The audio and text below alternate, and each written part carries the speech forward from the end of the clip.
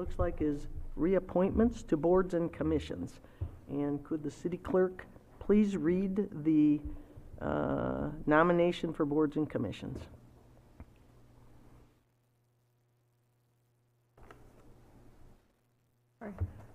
We have Lynn Nagin for the Main Street DDA with term expiring June 30th, 2026 to fill term vacated by Sharon Bean. Is there a motion to that effect? So move. And support. Any discussion? Would the clerk please call the roll? McLaughlin, Yes. Fritz, Yes. Lowe, Yes. Cummins, Yes. McNally. Yes.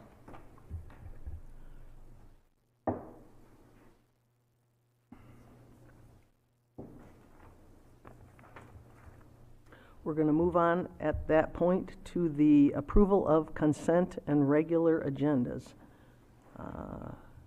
Is there a motion to that effect? So moved. Second? Motion by Fritz, second by Cummins.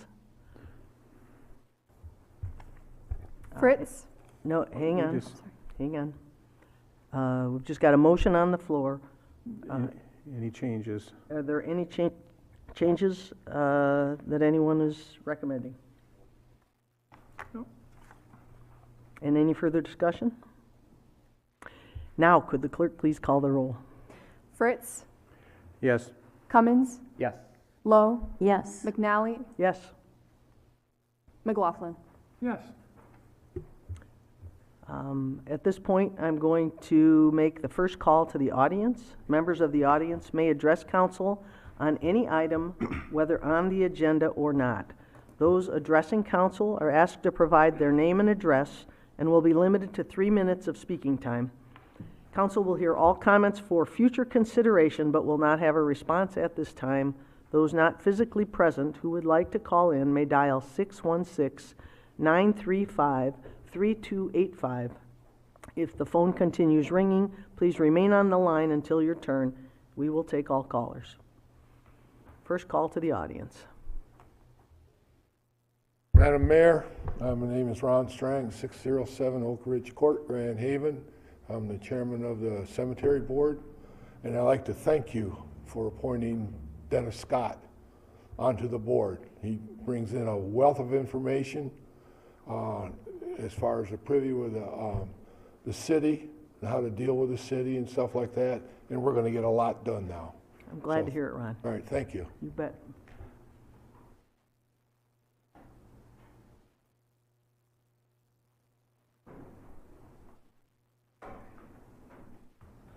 Good evening, Mayor and fellow council members.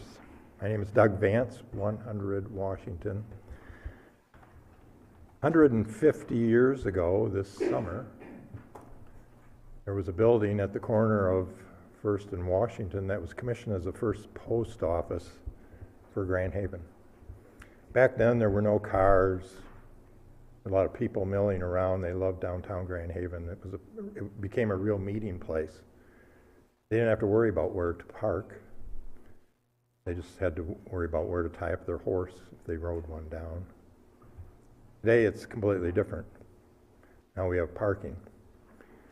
We also have 16 residents of the city of Grand Haven living at 100 Washington. They've had their cars towed. One of them even bought a bike because he got so frustrated. He says, I'm just going to leave my car parked where I know I can park it. I'll ride my bike to work. He had it stolen. Public safety is apparently too committed to chalking tires to pay attention to some of the other things that they could be paying attention to. Just last week, I stood inside my business and watched two officers. I'm assuming they were officers. They were fully clothed in officer gear, had their badges. They were talking to a fellow right outside our business that had a dog, and I thought, oh, what are they going to do, chalk the dog because he's sitting on the sidewalk? Just kidding. What I found out is they were just waiting for somebody across the street to leave their automobile so they could go chalk their tire. I'm wondering, does anybody know how much we're gaining in revenue because of parking tickets? I mean, does anybody have any idea? I don't. I mean, I guess we could all research that. But my point is, the residents of 100 Washington, the residents, not the employees, not the owners, the residents, people who live there, are paying $120 a year so they can park overnight. They don't have reserved parking spaces, and I have never asked that we give them a reserved parking space. All I've ever asked is that if they can find a parking space, which right now this time of year is sometimes a challenge, that they don't get ticketed. I mean, let public safety know that we're issuing these permits to park overnight, and how about looking at their window and seeing if they've got a permit in their window, and if they do, let's just leave them alone, and let's go chalk somebody else. We have residents who are right across the street from us who have driveways, and yet some of them have selected to park their car conveniently in 2 parking spaces so that nobody else can park in front of their house, and it's almost like a reserved spot, because they're there, they live there, they can get that spot before anybody else, and they can now occupy 2 parking spaces that aren't reserved for them, but they might as well be, taking up additional parking capacity that is so desperately needed downtown during the summer. As you know, I have said before, I am going to keep coming until something is done. And so far, nothing has been done, except taking $120 from these tenants, putting it into whatever fund it goes in, and then adding to it the parking tickets that they get because, oh, I forgot to go out and move my car. Back when this was decided to make that lot right behind our business 3-hour parking, in spite of the fact that there are parking lots all over downtown that are not 3-hour parking, but, and I've been told, well, have them park in the county lot. It's free. They can walk 3 blocks with their groceries in the rain. Come on. You guys, does anybody care? I mean, really, these are residents. I'm asking you to do something for the residents that live at 100 Washington. Please. Thank you.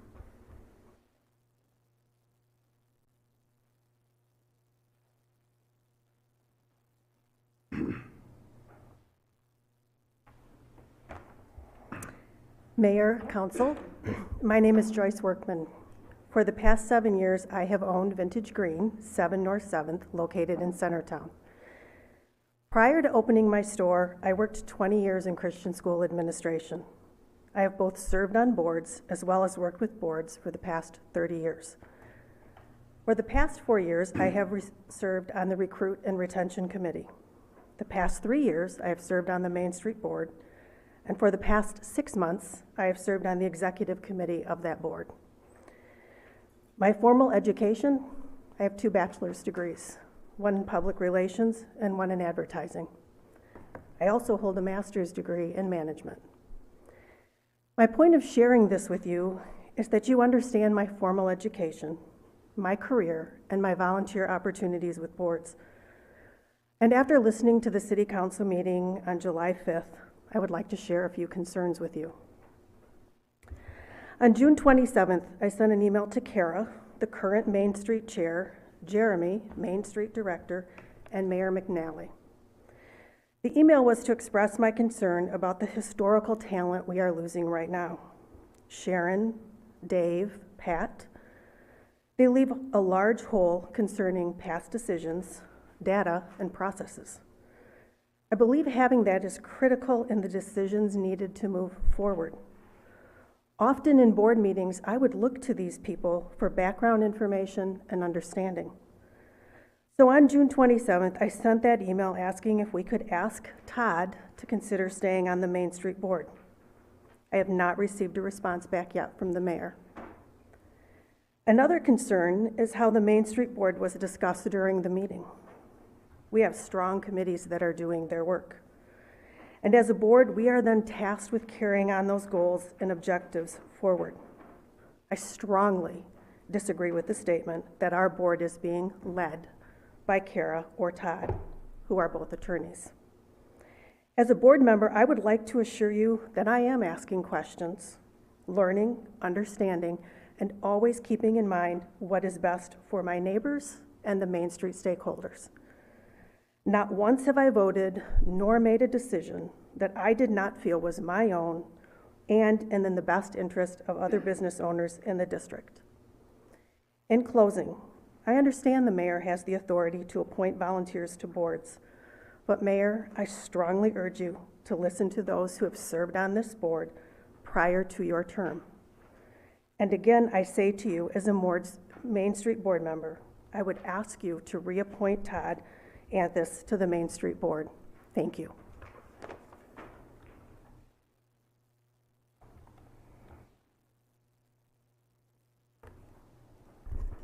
Hello, Chris Weavers, 1030 Park Avenue, Grand Haven. I just want to put in my 2 cents. I am on the DDA board with Joyce as well, and I support everything that she just mentioned. I appreciate and look towards Todd's historical knowledge of what's been happening prior to our service on the board, and I think it's very much appreciated and necessary for us to do our duties going forward. Thank you. Thanks, Chris.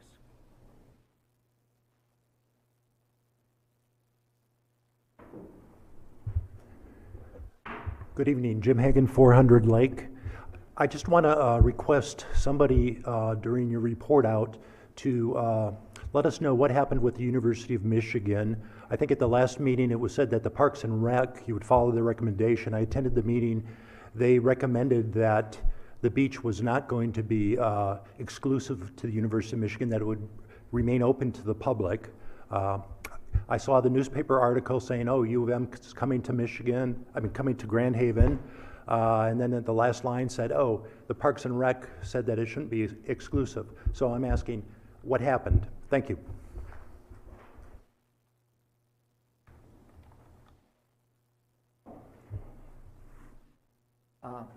Councilman, Mayor, I'm Dave Domont. I'm resident of Spring Lake, 17562 Reander Street in Spring Lake. Anyway, I have a food truck, and I already talked to Dave Ireland, who is a chiropractor here on the main drag, and he welcomed me to be on his property when I get all the permits. Well, I went to get the permits, and they denied it.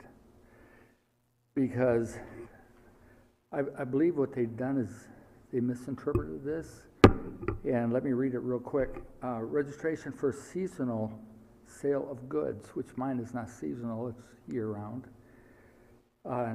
Not related to a permanent principal use otherwise occurring on the lot, i.e. t-shirts, Christmas trees, sunglasses, or fireworks, which would be, of course, seasonal.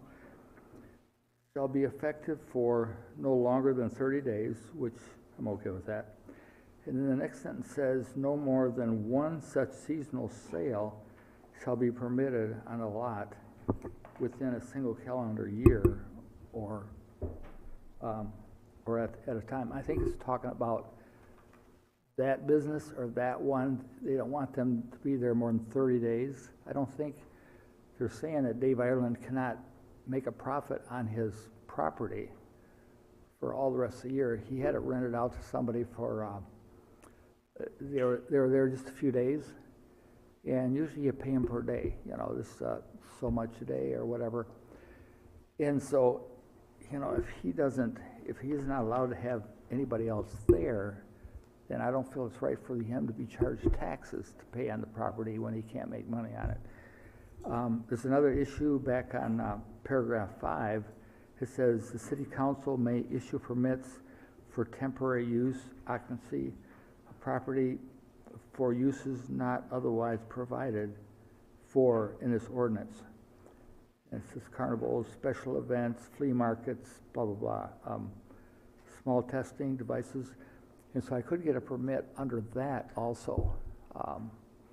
And I'm just requesting to, you know, to be able to get a permit to be on Main, on, basically at 515 Beacon Boulevard. Thank you very much. Thank you, sir.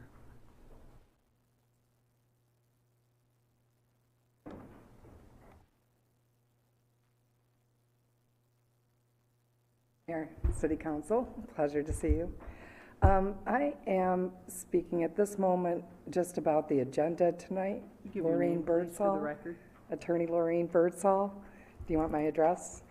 Yes. Because the clerk needs 2663, it. thank you, Sorry. 2663 44th Street, Wyoming, Michigan. Sorry about that. My concern this evening is that the agenda is incomplete as to NODOs. And so I ask just to add a couple things, if I may. One thing that concerns me is I have corresponded through my client several times with City Council prior to the April 11th meeting. My client submitted an email to City Council on April 8th, including a letter from me dated April 6th. On April 21st, before the April 25th meeting, my client submitted an email with a letter from me dated April 21st concerning NODOs.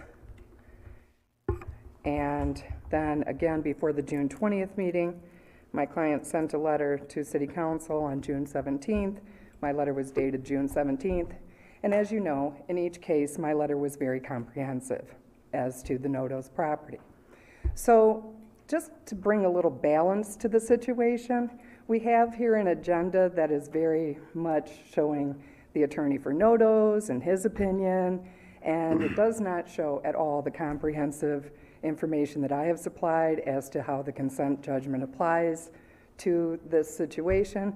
And I think that in the interest of transparency, that information should be disclosed to the public. So I would ask that it be made part of the record this evening, and I have prepared a copy for the clerk, if I may present that this evening. The other thing that's missing from the agenda that's of concern to me is the actual plan that you are considering this evening in your vote. There is the overlay that was submitted showing the trees. That is not the plan that you are voting on, as far as I understand it. And so my concern is the record would not be complete this evening without the plan being part of the agenda.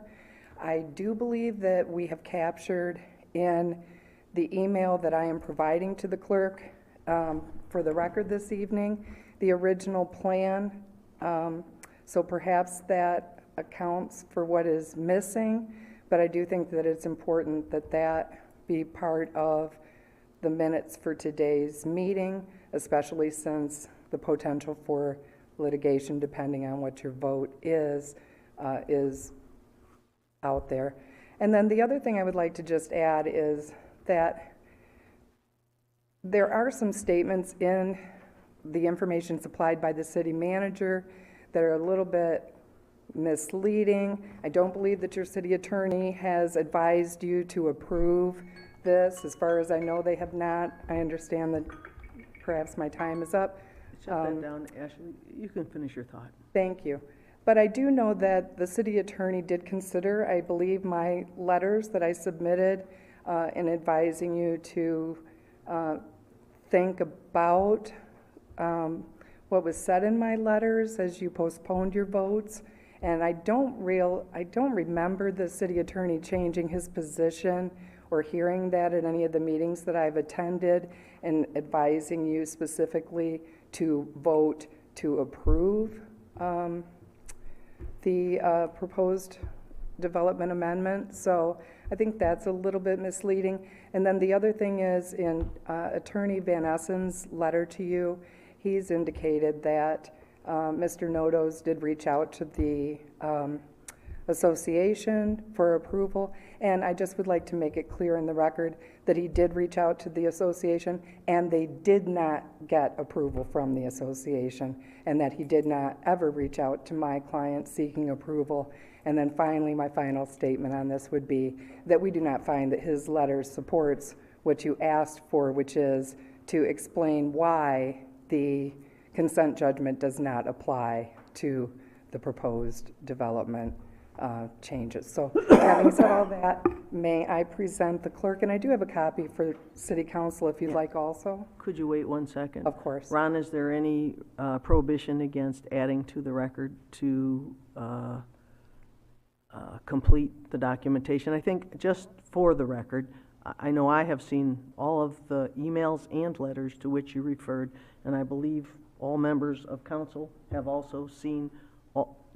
Can we agree that we've seen those emails and those letters over time? So I appreciate what you're saying, and I don't think it's a bad idea to put it in the record to complete it. Do you have any observations on that, Ron? The only thing I would say, Your Honor, is that the packet that council has is not the record that we have. Right. Those are different things. Right. These things are all in the record. There's no need to add them again. There's no harm in adding them again. There's no harm in They're adding the them. record. Then by all means, give a copy to the clerk if you'd be so kind. And may I present that now, or would you Yes, like me to wait? absolutely. No, Yeah. present Thank it you very now. much. Appreciate your time. Yes.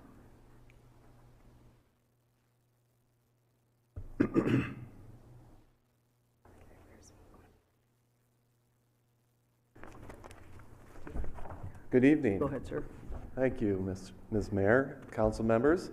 My name is Greg Van Workum. I'm state representative. I live at 6490 Boulder Drive, Norton Shores, and I'm here just to introduce myself. I've had the pleasure of meeting several of you over the past couple months, but as you know, the district lines have changed throughout the state of many jurisdictions, and I currently serve in the Muskegon area, but the lines have changed to include the Tri-Cities area all the way down to West Olive. So here to just kind of meet in person. You've probably seen me in your mailbox, maybe on TV and everywhere else, and maybe even at your front door, but wanted to put a name to the face and a voice as well. Quickly, how I approach the job as a representative is a public servant, and I know you guys do the same, but what drives me to do this is just making our communities better and helping people. And I'm raising 3 kids here on the lakeshore, and when you look around and stop and take a look, we live in a pretty great place. And I want to continue that and continue to build our communities. So I want to be a partner with you guys as things come up at the state level, at the community level, how we can come to some agreement. I know it's never a perfect world where we all agree, but I think we can come to resolutions where we can keep moving forward. So with that, I just want to be brief, do a quick introduction, and thank you very much. Thanks very much, Greg.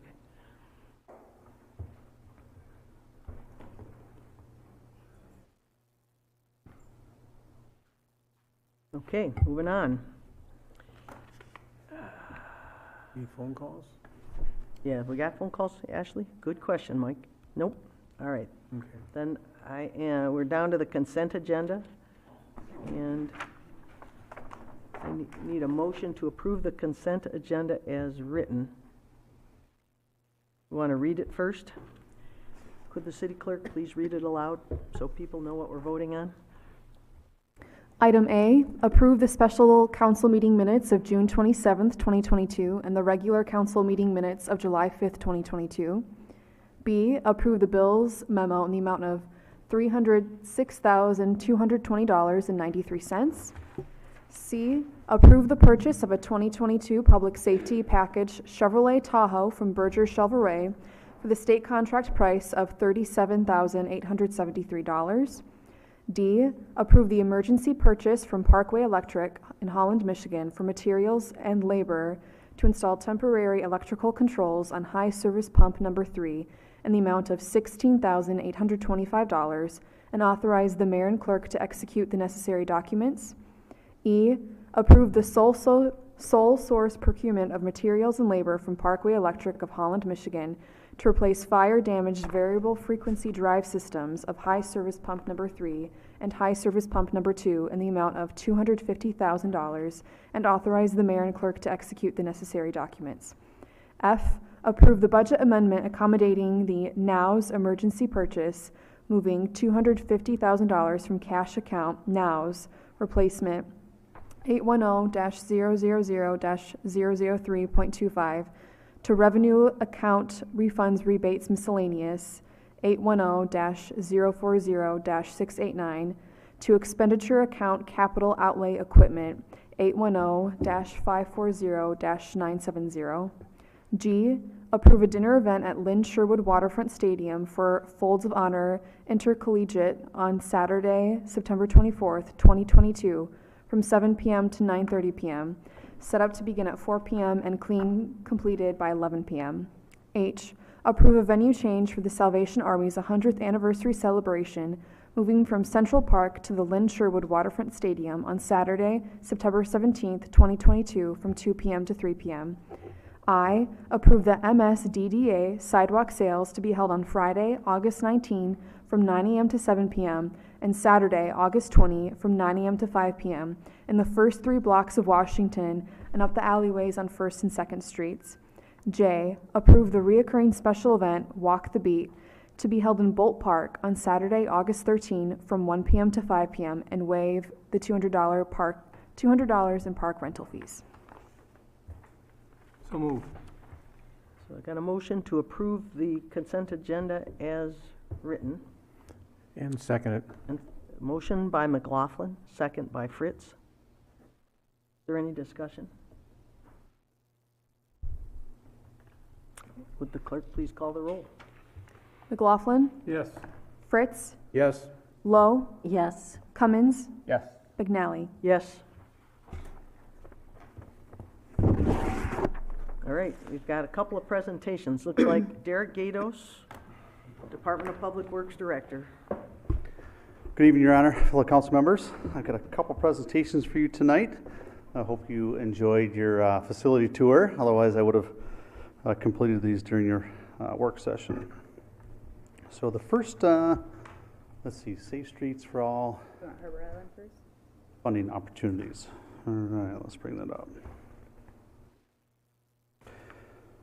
So right now, there's some opportunities coming out. As we've all heard, there's plenty of funding coming through Washington into Lansing and through other states for transportation dollars or public infrastructure funds. And so some of those details are just coming out now. One of them is Safe Streets for All is the name of the program. And unfortunately, I am seeing the AECOM presentation. Is that the one we have available? Is that the one okay. So I have a different one on my computer, but we'll just run with this.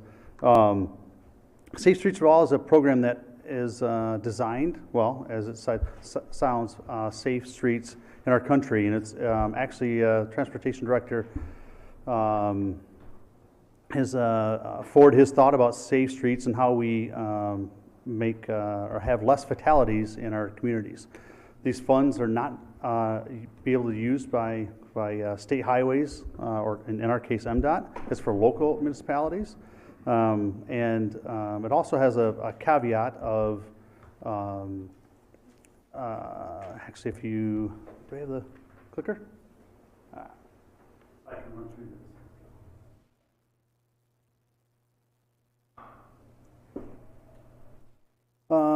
Yeah, so it's $1 billion over the next year, fiscal year 22 through 26. So $5 billion total. It's an 80-20% match, which means we got to come up 20% if we ever got approved for the program. But it's supportive of developing either plans or actually infrastructure to make our streets safe. Who's eligible? Well, we are, as well as our local metropolitan planning organizations, which a couple of you are part of that. So we'll see applications through there. There's one entity, one application per entity. So there's been conversations that our MPO should be the applicant. However, we believe city staff and our engineer think that we would have a better chance of securing funds if we did it independently. Not to say that doing it as a group isn't a good idea. That may be the case for Muskegon County, which we're part of, but for Lower Ottawa County, we think we have a better opportunity to get a grant.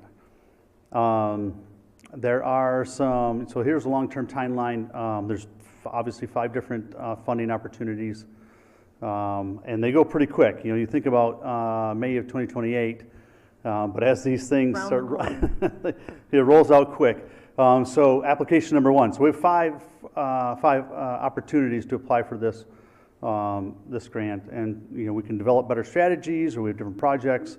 But we have a couple on the books that we would like to apply for, or actually one strategically that will come up here in September 15th as a grant application. So we're hoping to have support by City Council that we apply for this. Again, it's an 80-20, so we have to be able to match that 20%, which as a huge project, the one I'm going to talk about, will we can easily cover those with all types of transportation and utility funds. So it talks about different strategies and how to apply for the grant, or there are part of this grant is actually for let's say a plan or a process to make our streets safe, and there are less monies. We believe that we should go for some of the application grants where we can actually make a physical impact in our community. So an application, or a plan grant would be that we devise a plan and spend money with an engineering firm, devise a plan for safe streets. And while I think we have pretty safe streets, I've conversed with our public safety and how many fatalities we've actually had or serious injuries because of our low speed limits in the city. We don't have that many. So having a plan to reduce our already low fatalities in our city, I don't think would be the best practice or the best application for this grant. So it was interesting, Derek, because reading it, it looked like that was going to be the decision matrix. How do we save lives? Yeah. And I'm not sure within the city limits there's going to be a clear winner in that. In if that's the matrix. So Sure, are there other directions this can take? So there are some other directions that we can, this is one interpretation of what the actual laws will be, or what the rules will be. So unfortunately, I realize now I sent you the wrong PowerPoint. This is one from an engineering firm that we went through a webinar with. It has a lot of great information, but I think, with our discussion with Avamarch, that we can actually there are some. Can you use it for things like lighting or bike lanes or crosswalk enhancement, that kind of stuff? Exactly. When it talks about safety, it was originally purposed for saving lives. Transportation safety and life safety. Life safety, yep, absolutely. But within that, we don't believe that if you really look at those, if we eliminate some of the highway systems, if you will, MDOT, we look at all the communities, that are still left that can actually apply for this. There's road commissions, absolutely, but most of those are cities and smaller villages, and so there's not a whole lot of fatalities in those lower speed limits. So we believe that as there's a maximum and a minimum project dollars, that we'll be able to invest our safety in bike lanes and lighting and pedestrian crossings to garner a good application. So this is one interpretation of what those might be. And so when you get back to like the construction, this is an anticipated or estimated guideline as far as those goes. So okay, I have one more question about, you said only one application can be done per region. Does that mean if we put one in for the city, the MPO is going to be mad at Kevin and me? No, there's one per applicant. So there was discussion that the MPO would be one applicant and all those projects would be in one application. Oh, I see. Yeah, so a bigger pie, if you will, for them to hopefully fund. Well, what does that mean for the city? Would that mean that we get a lesser part of that pie, or again, they have different aspects to argue as far as safety. If you think about the road commission, they do have higher speed roads, 55 miles an hour, and they do have fatalities in some locations. So how do we partner with that? Would it be a different share, if you will? So, but anyways, elements, okay, yeah, so this is MPO versus county application. This talked about, hey, how do we potentially go together? Again, we've covered that, and these are criteria. So the other one was equity. So one of the things that we looked at was the equity, and our waterfront is an equity opportunity zone, and our last grant funds that we applied for at this location, that I'm going to speak about in a minute, was totally equity inclusive. Bicentennial Park and all those accesses down to the waterfront with the ADA sidewalks and the stairs and all that stuff were all part of that, and equity to the community that gains access for those that can't afford their own access to the waterfront to participate. Safety considerations and narratives on top of that. So this is the counties per area that I was just talking about, Muskegon County and the MPO. These are some of the hypotheticals. So they're not exactly, and we don't necessarily qualify for these hypotheticals, but we believe that. Nor do we want to. No, exactly, yeah. I mean, we want to be in that application F under roadway fatalities per thousand, under 1, and we are 1,000%. So anyways, so here's where we're talking about an action plan being, we could apply for monies for an action plan, but we would rather go for an implementation grant, which gives us a $5 to $30 million total. If we were to jump into the MPO, those numbers might be reduced. There might be enough applicants to where we might get $30 million as a project. That means that everybody's going to get less and less money. We wouldn't get, let's say, an 80%. It might be like a 40% or a 30%, and then a 60 or 70% match on top of that. So we go together, we go individually, we could still get a $5 million grant at a 20% match.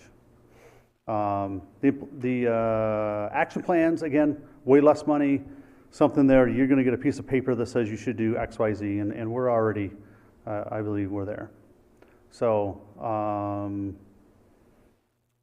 through some of those post awards, it goes through the federal program. It's got an evaluation and consideration, next steps.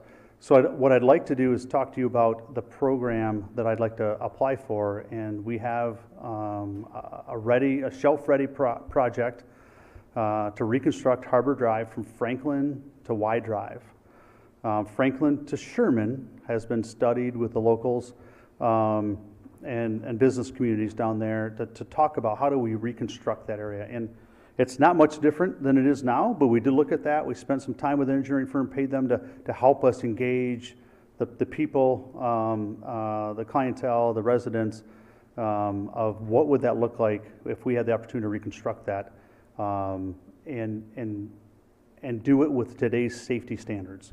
And it does change a little bit. It actually eliminates the left turn lane that's down there between Sherman and Franklin. But it widens out the lanes, and the parking on the angled parking is kept, and the pedestrian access is secure. We have currently some sidewalks that go right into a curb, and then into cars, if you will, if you were to try to take that straight across Harbor Drive. So all of that's been vetted as far as our reconstruction. The only thing that hasn't, because again, we were looking at a very specific area, was Sherman to Y Drive, which we anticipated we reconstructed very similar to what it is today. There might be some changes there. We might be able to move some sidewalk off from the curb by the condos, the Sandpiper condos, maybe move that over, make it a little safer. But in reality, it's going to be very similar from Sherman to Y Drive. That project was estimated at just shy of $3 million in 2020. And we believe with that extra area from Sherman to Y Drive and the increase in construction costs, that we'll definitely hit a $5 million grant minimum. Which means we have to come up with $1 million. We would. There's a lot of infrastructure underneath that from Sherman to Franklin, some large sewers and some water main that needs to be replaced. And that was the actual intent of, if we're going to do the utilities, what is the above grade, what does the roadway look like? Are there opportunities to make this better? And we looked at all different types of opportunities, whether it be angle parking, removing all the parking and, extending the park out to the road, more. That's, all those were opportunities that we talked about. And what the committee settled on was a very similar but much safer design as far as two-way traffic and some parking. Still no room for bike paths? Well, potentially, yes, because it does take that median and expand it that's out there right now. It's like 2 foot wide asphalt curb that separates our parking, but there are potentially some on the parking side that could create a bike path. So, but we do have a bike path actually designated along the waterfront. So Have you ever tried to ride a bike on it? I've been walking down there with a lot of bikes down there, but yeah, it is a little more difficult. But there are potential opportunities there. Because we had to get rid of a lane to create some additional space, and not all of it necessarily was used. So, absolutely. So the other one, unfortunately, that you can't see tonight is Reconnecting Communities. It's one that actually just came out last week. Again, through the federal government, this is a one-year, $1 billion project. I believe everybody was copied on maybe that opportunity.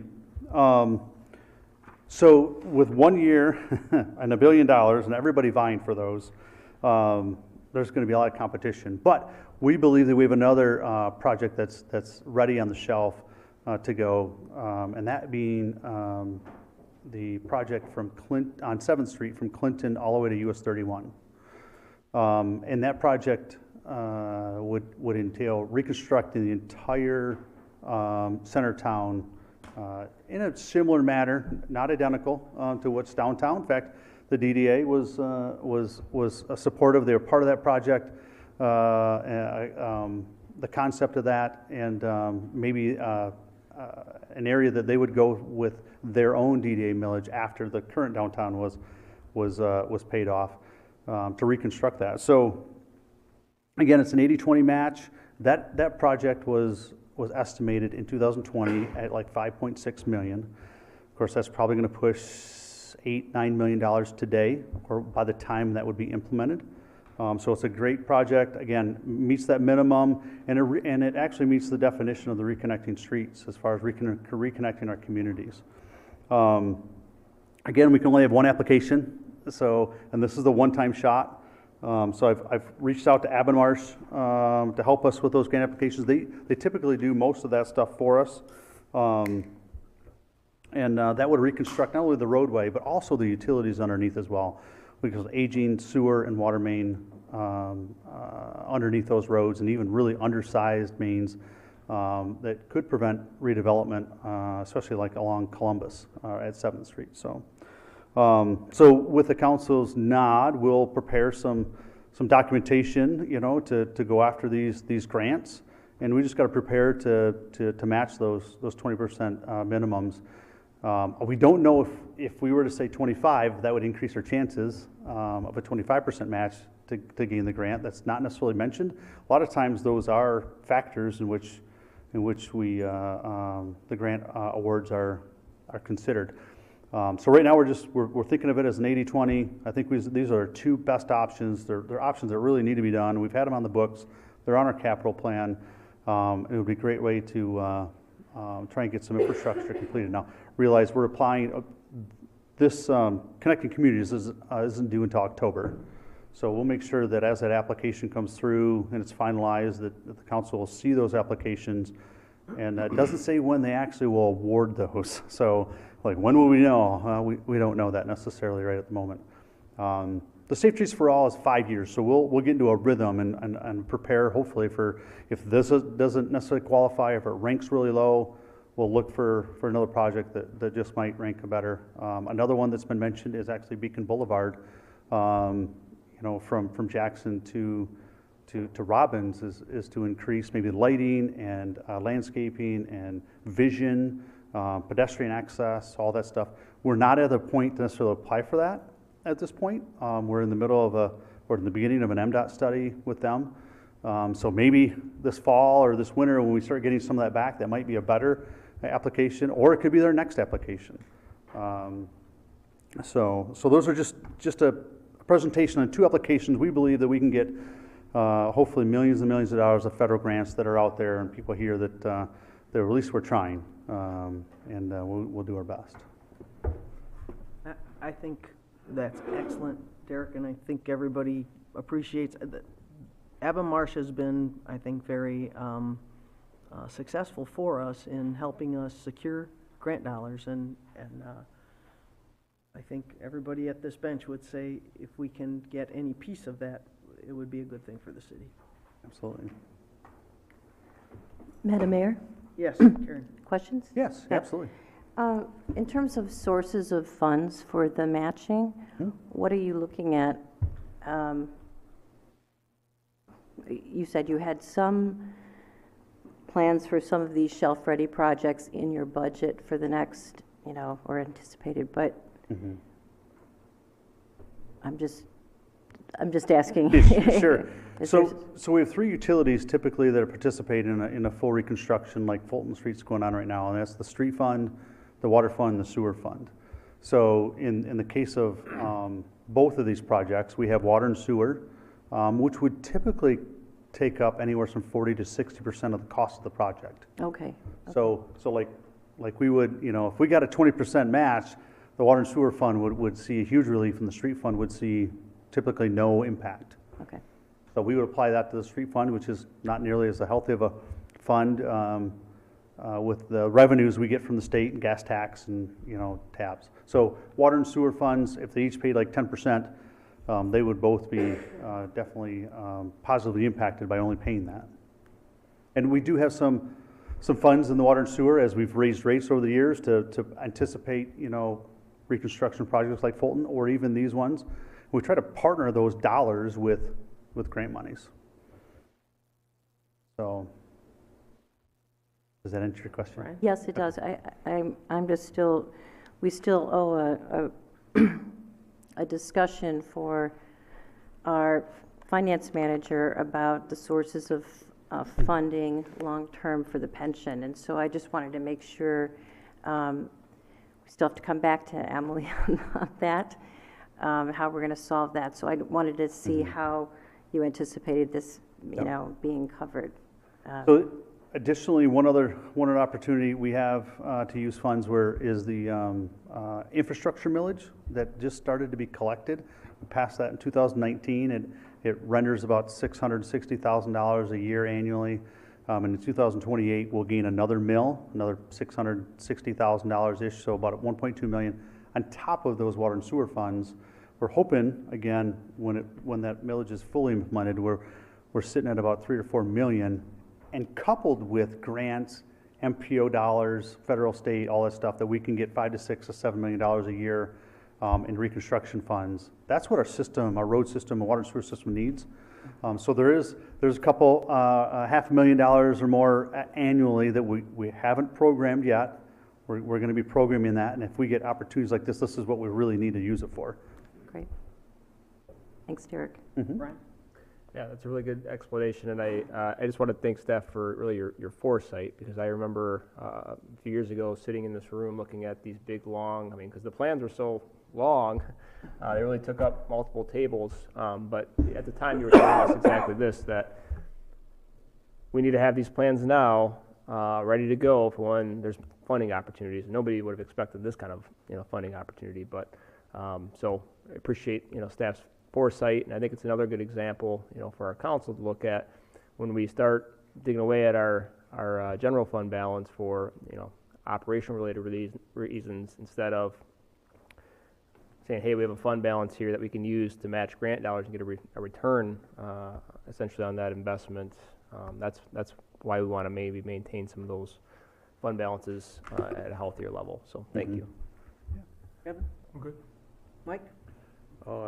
Anytime we get an opportunity, over the years we've been doing capturing dollars. That's how we started the infrastructure when we very first started on Sheldon down there. We captured a lot of money back to us, help us get these big projects done. Anytime you can get 80%, it's a good for us. we can, if we match it, we've always had an opportunity when we went to MPO. We've always had a chance. We've always had these get ready, go. We already had the plans all set on the table, ready to go, where other places have not had that opportunity, and they had to go out and figure out how they're going to get the money, and they weren't ready. And we always stepped in and said, hey, we're ready. We take the money, and we got our projects done. So I want to say thank you for being heads up on that for us. I'm all for it. Anytime we can go and get matching dollars, 20%. You get 80%, that's a good back for us, getting our tax dollars back to Grand Haven again, so thank you. Welcome. Okay, got another one for us? Yes.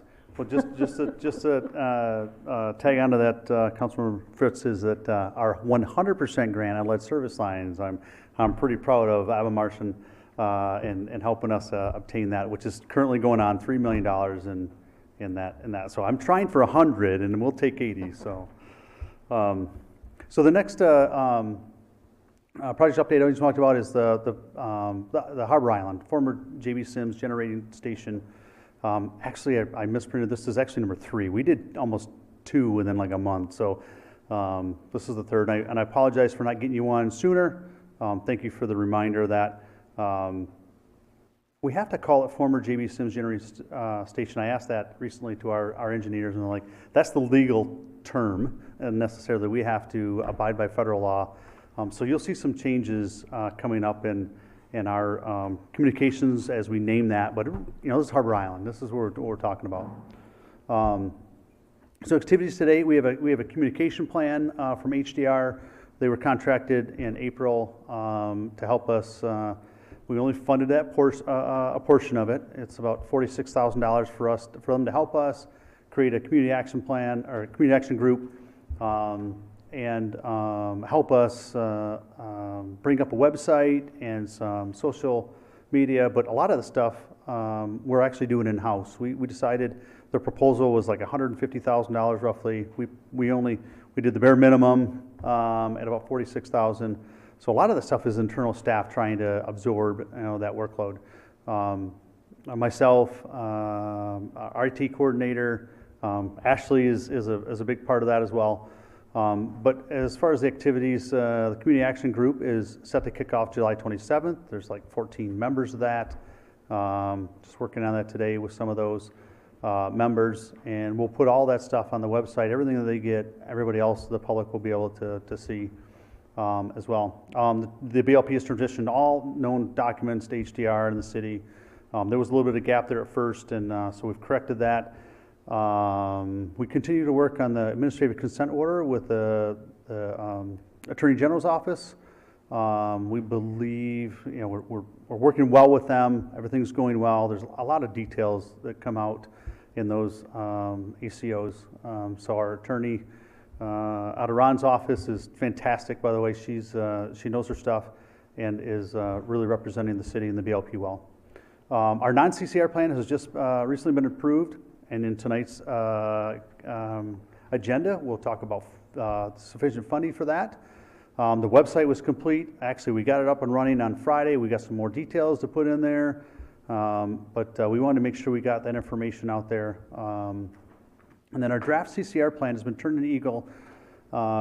This is the politics of government just in general. They can't approve it until we've done all of the background research, which the CCR plan in and of itself needs to commence. So we need to go out and get data for them to actually approve. So it's one of those things where they'll have comments. We've worked with them 3 or 4 different revisions, but they can't say yes, it's okay until we fill in the data gaps. And that's what we need to do over the next 6 months to 9 months and get all the data. So we anticipate as soon as we get all the data, we put it in the plan, and we make any tweaks according to whatever data we find that they'll approve it. So in general, they're on board. They can't say yes, it's approved yet. And then the other thing that we have is we have to get one other approval as far as that the CCR plan is we have to get with EPA and make sure that they're okay with one portion of that. So that meeting is set to be scheduled here very shortly. I don't have a date today. And then the community analysis report. HDR did a good analysis of our total community, what it's like, and that also will be available very shortly on our website. Derek, if I may. Yes, sir. the consent order has some pretty tight timeframes in it. So Eagle's okay working through those, because those are tight timeframes, those are like 30 days, and then there was some serious. Yeah, we're kind of pushing back on those tight timeframes, and some of those actually were already set up to meet. But the problem is when something's approved, we've only got 30 days to hit the next one. And so some of the things that Eagle has said, well, yeah, you have 30 days to hit a submittal instead of an approval, because it was written that you have 30 days to get the next approval. And it's like, well, what happens if you ask us for 3 months worth of investigative work? We can't obviously do that, in 30 days. Right. So some of that language, and that's the negotiation part of that, is that we need to work out those little details. It's really tight. HDR and our attorney, environmental attorney, are working very diligently about, can we make these actually function. So yes, you're absolutely right. It's a real detail that you got to make sure that we dot. Okay. Thank you. Upcoming deliverables, the non-CCR work plan. Actually, that's supposed to be the CCR work plan. It's just in the first quarter of 2023. That's where we get all of our data, turn it back into Eagle, and they'll approve that. Hopefully in the third quarter here, we'll have a final ACO that we can bring to you for consideration. Or Ron, I'm not so sure. Is it council or what? Okay. And then the quarterly community action group meetings will start. We're going to start here in July. We'll probably have one more a month later and try and get on a roll for every quarter. Monthly press releases and website updates. And then again, here's the Eagle and EPA finalizing the background well locations. So Eagle doesn't approve the background well locations, but EPA does. But they don't approve the CCR plan, but Eagle does. So it's really a mix. And then here's two potential projects. I want to make sure that everybody's understanding. There's a coal removal project that the project plan has already been approved before city staff took over the oversight of this. While the plan has been approved, the funding for that plan necessarily hasn't been. We've been working with the BLP board, trying to get them funded portion of it, but not all of it. They approved the coal removal project, Derek. Didn't they approve the coal removal project? So there's three parts of that project, and they approved two of them and only a very tiny portion of the third one. Okay. So we'll work on getting that done. That doesn't necessarily have a timeline that actually, I don't believe an expiration of that plan exists. I'm sure Eagle wants us to move forward, but there isn't it's got to be done by December 31st. So we're okay. We'll get through some of the things that we're trying to get through as a council and a board together, and we're prepared to move forward with that.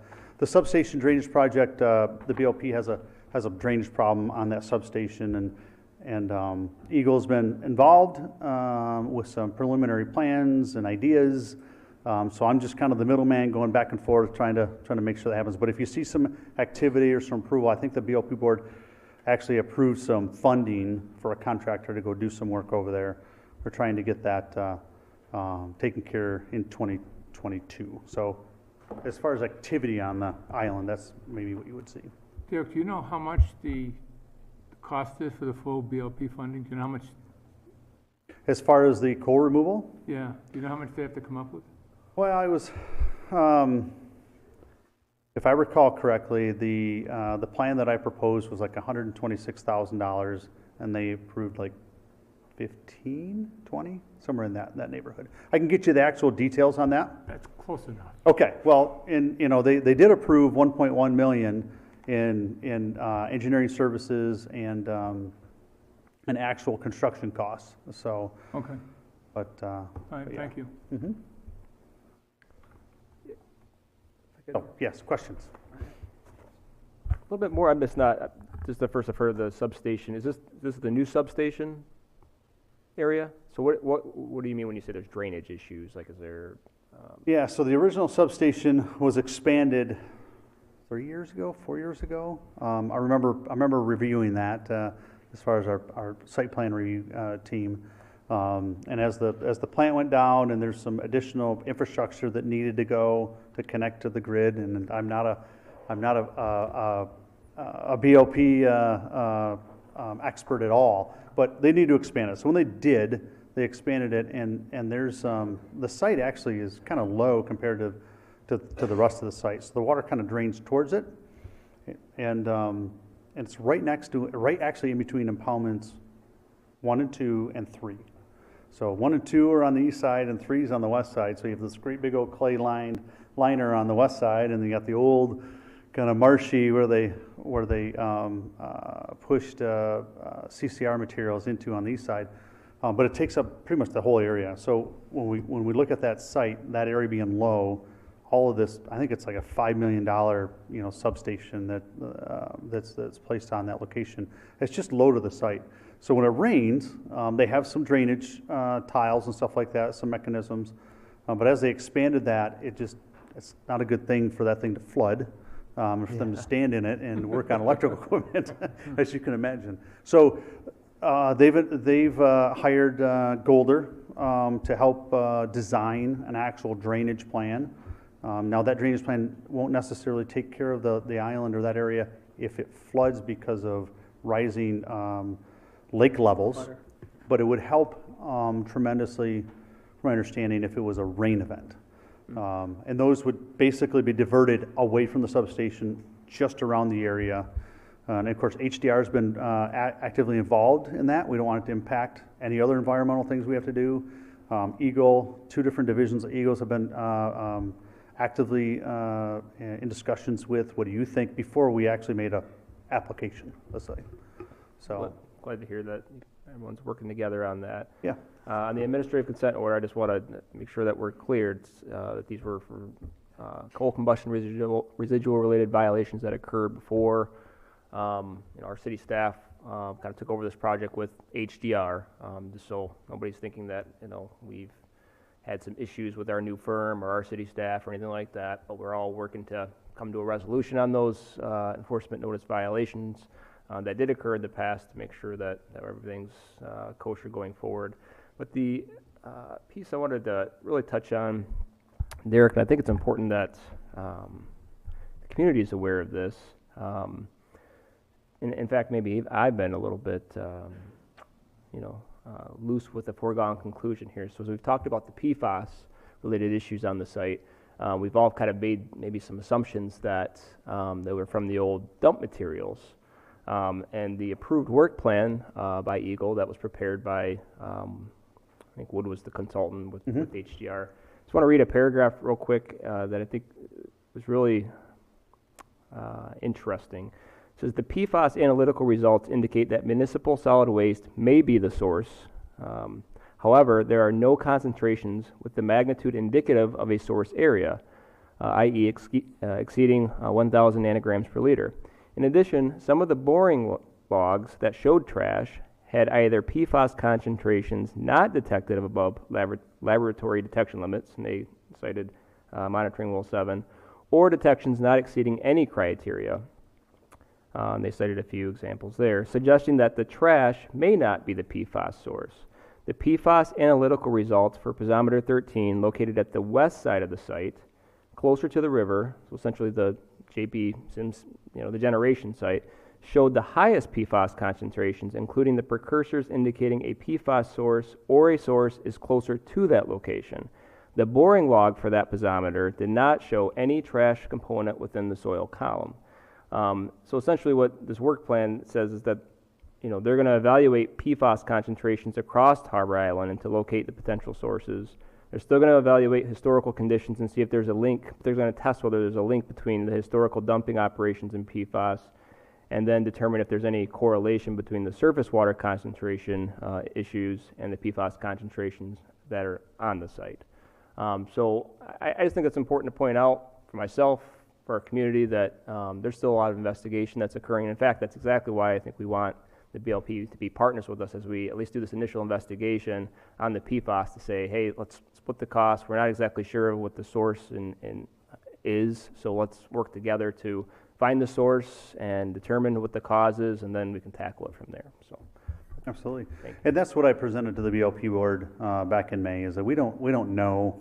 We can make assumptions all day long, but we don't know where this actually is. And that's a great point about that highest level is not necessarily near any type of trash, but, you know, we just don't know. So let's go do the work and trying to find out. Just so you know, there's a possibility we might not indefinitely find a source, but without doing the investigation, you know, it's all completely an assumption. Karen, you have anything? No. Thanks, Derek. Kevin? Good. More? Mike? No, I'm good. Thank you, Derek, for your hard work. Thank you.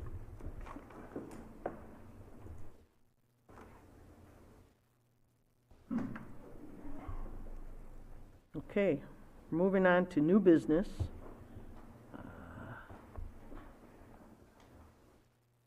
Will the clerk, all right, I need a motion to consider a resolution to approve the beach permit request by Pura Vida Surf and Beach Camps to be held at City Beach on August 8th to 12th from 8:30 a.m. to 12 p.m. and 7:30 p.m. to 9 p.m. Can I get a motion to that effect? So moved. In support. Okay, so motion by Cummins, second by Fritz. Discussion? Is there a rep from Pura Vida here? Yes, I am. Could you stand up at the mic, sir, and explain? This is a new program, right, that you're Yes. interested in bringing to Grand Yes. Haven? Good evening. My name's Michael Suspira. I live in Grand Haven, 12434 Lake Breeze Lane. Thank you for taking the time to learn about my surf and beach camp this evening. I do have a presentation that goes with it, and I wasn't sure if it was going to be included, but I can just talk through it. So essentially, my surf and beach camp is a specialty beach camp, and it probably resembles what most people would consider a wide day camp setup. It would take place right at City Beach. The classic City Beach sign, the green sign, would be the parent drop-off and parent pickup. And our camp would be located just down the beach to the south in Area 10. And that would be approximately 180 feet of beach, plus I'd just have two markers floating in the water to mark our corners. The camp would be a maximum of 36 students. There would be 6 instructors, aka camp coaches. Number one, I'm an extremely passionate surfer, ski instructor, snowboard instructor. I've been a public education high school English teacher for 26 years. I've got 25 years in the ski and snow sports industry as a certified ski instructor at Boyne Highlands. I've been working with kids in camps my whole life, essentially. And so anyhow, back to the beach camp. So my request initially was to do a pilot this summer, and I was going to, my request was 2 weeks in June, or 2 weeks in July and 1 week in August. And so I'm still thinking that the August is a possibility. But even if not so, I believe the idea of the surf and beach camp is truly Pura Vida. Pura Vida is, it means pure life. The first time I discovered Pura Vida was in 1993 when I went to Costa Rica, and I've been back to Central America 15 times. And all of those trips, I've learned something about surfing and lifestyle, the beach lifestyle, the pure lifestyle that we have here, right here in Grand Haven, that I want to embrace and I want to share with people. And I heard several things this evening. I heard equity to community. I heard safety considerations. I heard reconnecting. The presentation by that last gentleman was brilliant, and I do appreciate that opportunity to learn about my community. Grand Haven has a surfing history that dates back to 1955. Grand Haven used to be called Grand Haven Surf City, USA. Grand Haven has one of the largest thriving freshwater surfing cultures in the world. We have some of the best freshwater surfing you could ever imagine. And all I'm trying to do is run my little surf and beach camp for 36 students, Monday through Thursday, from 8:30 a.m. to 12 p.m. The cost, I don't know what it is yet, $205. Actually, you can go to my website and sign up if that was something that was going to be approved tonight. But it's all ready to go. And all I'm looking for is the city's blessing. And truly, I'm not looking to rent City Beach. I'm looking to give our own community members the opportunity to expand what their children are exposed to, a healthy Pura Vida lifestyle in their own hometown by people who love them, guided, trained, professional, caring teachers, fathers of our own community, and that's Pura Vida, and that's essentially what I'm asking to do, is to operate my surf and beach camp right here in my hometown of Grand Haven, Michigan, United States of America. Thank you. Okay, can you stand by, sir, in case there are questions? Karen, have you got anything? No, I don't have any Thank you. questions. Ryan? No, I think it's really a great opportunity for folks to learn how to surf. Oh, and it's even more so. It's unfortunately the surfing is come and go based on the weather, but the beach camp would include sandcastle building, paddleball, slam ball, beach conservation. It's physical, so the kids would be tired for sure because they'd have to keep up with me.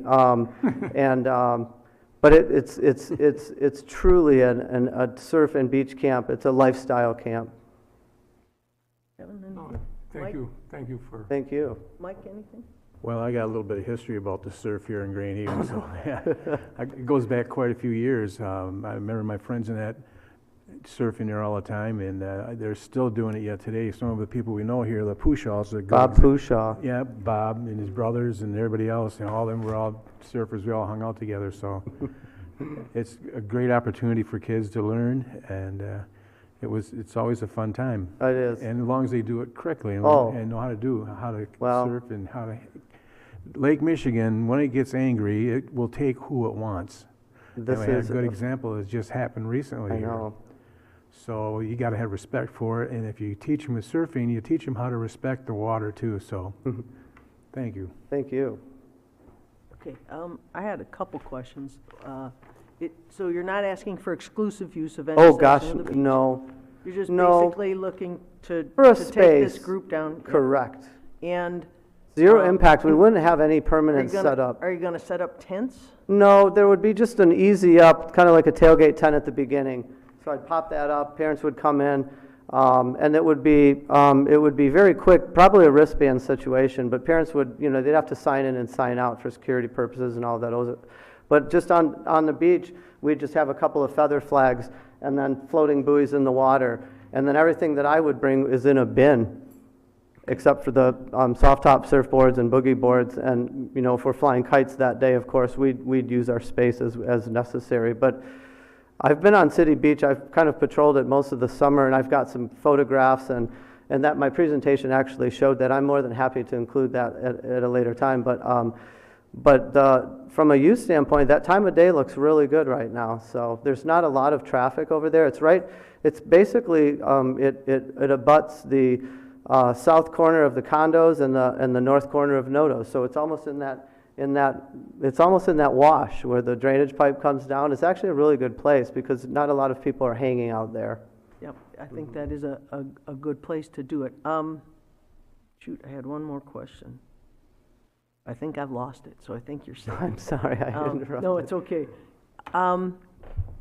Age range. What Yes, is the age no, this range is of a the good kids? question because, I'm a father of 4 children, 17, 16, 14, and 13, and I felt like the ages of 7 to 13 would be best because group-wise and as a snowboard instructor, I've worked with these age ranges a lot.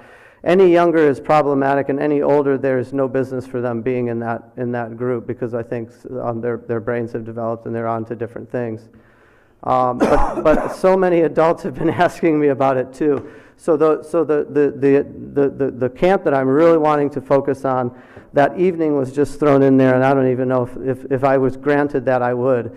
But those camps would be separate. It would be 7 to 12 or 7 to 13. Monday through Thursday, 8:30 to 11. If I did adult camps, those would be in the evenings, and they'd have to be adults, and they'd have to be 21 and older. And I'm not proposing that there would be any alcohol. It's just that's for liability. Oh, and as far as insurance is concerned, I did submit insurance with my permit, and I'd obviously have to get that all re-underwritten based on the dates, but that's not a big deal at all. Okay, and the insurance, I think, is required to name the city as a payee Correct. as well. Yeah, it needs to Good. be 'Cause in. I've seen a couple lately that haven't, Yeah, and I'm, so, and I made sure when I submitted that, under the sample copy, I had suggested the city of Grand Haven had been put in there, and it was. okay. So, for copy purposes. I see the Parks and Rec Board recommended approval. Did the staff have anything further that they wanted to add? I don't believe so. Shar could Shar, correct me if I'm wrong. Anything? Nope. Okay. Any further discussion? Would you please call the roll, Maria? Cummins, Yes. Fritz, Yes.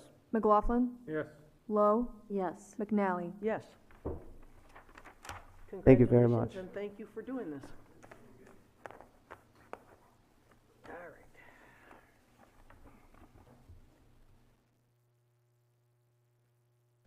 We're moving on to new business item B. Would you read it for us, please, Maria?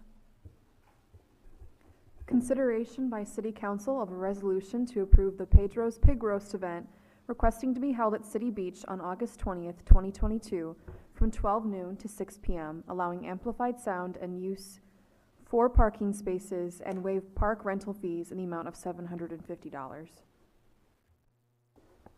Okay, is there a motion to that effect? So moved?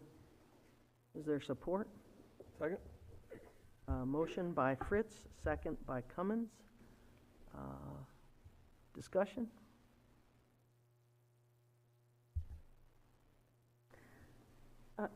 Yeah, I'll start. I guess I'm kind of unfamiliar with this. Oh, sure, yeah, sure. I just have 3 minutes here. Sure. Good evening. My name is Pete Pedro Stalzer.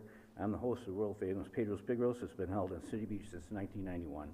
We seek approval for our event on August 20th, 2022. Community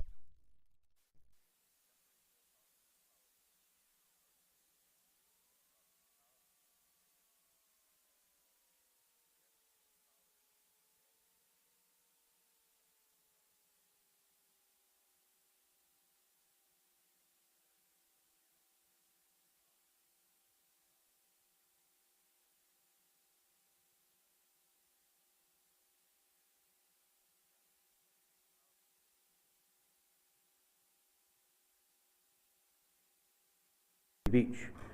The applicant challenges the policy given the fact they're so restrictive concerning the power option.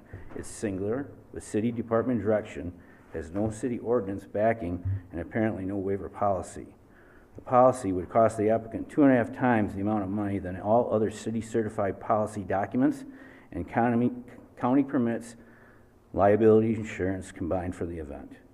The applicant submits due to the high cost of the policy implementation, merits of the event is greatly reduced in value with this policy. Events can have a high merit content, but will not be considered since they are unable to meet the financial commitment of the singular policy option directed by the city department. The applicant also questions does the policy consider possible ramifications of the intended use of the parks, and the policy closes out opportunities for all instead of the ones who can afford it. Duncan Woods and City Beach were practically given to the city of Grand Haven in 1913 and 1916 respectively, with the intent to be used as public parks by the community. Having such a high threshold for City Beach opportunities could cause a challenge to the park's intent, like the heirs to Duncan Woods who filed a lawsuit trying to take the park back. The city was offered to settle at a financial cost, but the heirs pushed forward their claim and unfortunately lost in court. Also, I would like to point out that I'm going to be required to meet a Grand Haven Fire Marshal inspection, which includes use of gas generators for food for profit vehicles. We ask that you can have our consideration for our charitable event at the beach. In 1991, I approached the city considering an idea of having an actual pig roast at City Beach and having fun and entertainment with our friends. The city attorney at the time was Neil Stanton. Mr. Stanton told me if I was serious, hire a lawyer, he would look into it. I took his advice and hired a lawyer by the name of John Van Allsburg out of Holland, Michigan. Once the review was completed, I was provided the following rules to operate at City Beach within the park guidelines. We could not serve alcohol. We had to clean up the beach after the event. We could play music within the sound guidelines of the city sound ordinance. We could not be exclusive and had to let everyone participate. We could not charge anyone, but we were allowed to set up a donation box. We have operated this way since 1991, and in 2010, the PPR became a non-net proceed charitable event, raising approximately $17,000 for local nonprofit Senior Meals for Wheels in Grand Haven or the Little Red House in Spring Lake, Michigan, assisting with Alzheimer's and dementia patients. In closing, we believe our event fits the original intent of City Beach as acquired back in 1916. We wish to continue our long-standing tradition since 1991, supporting the community and providing a charitable event for a local nonprofit mental health service provider in the city of Grand Haven for 2022. I'd like to thank you for your time. I would especially like to thank Cherise for answering all the questions. She was very professional and very helpful through this process. Thank you.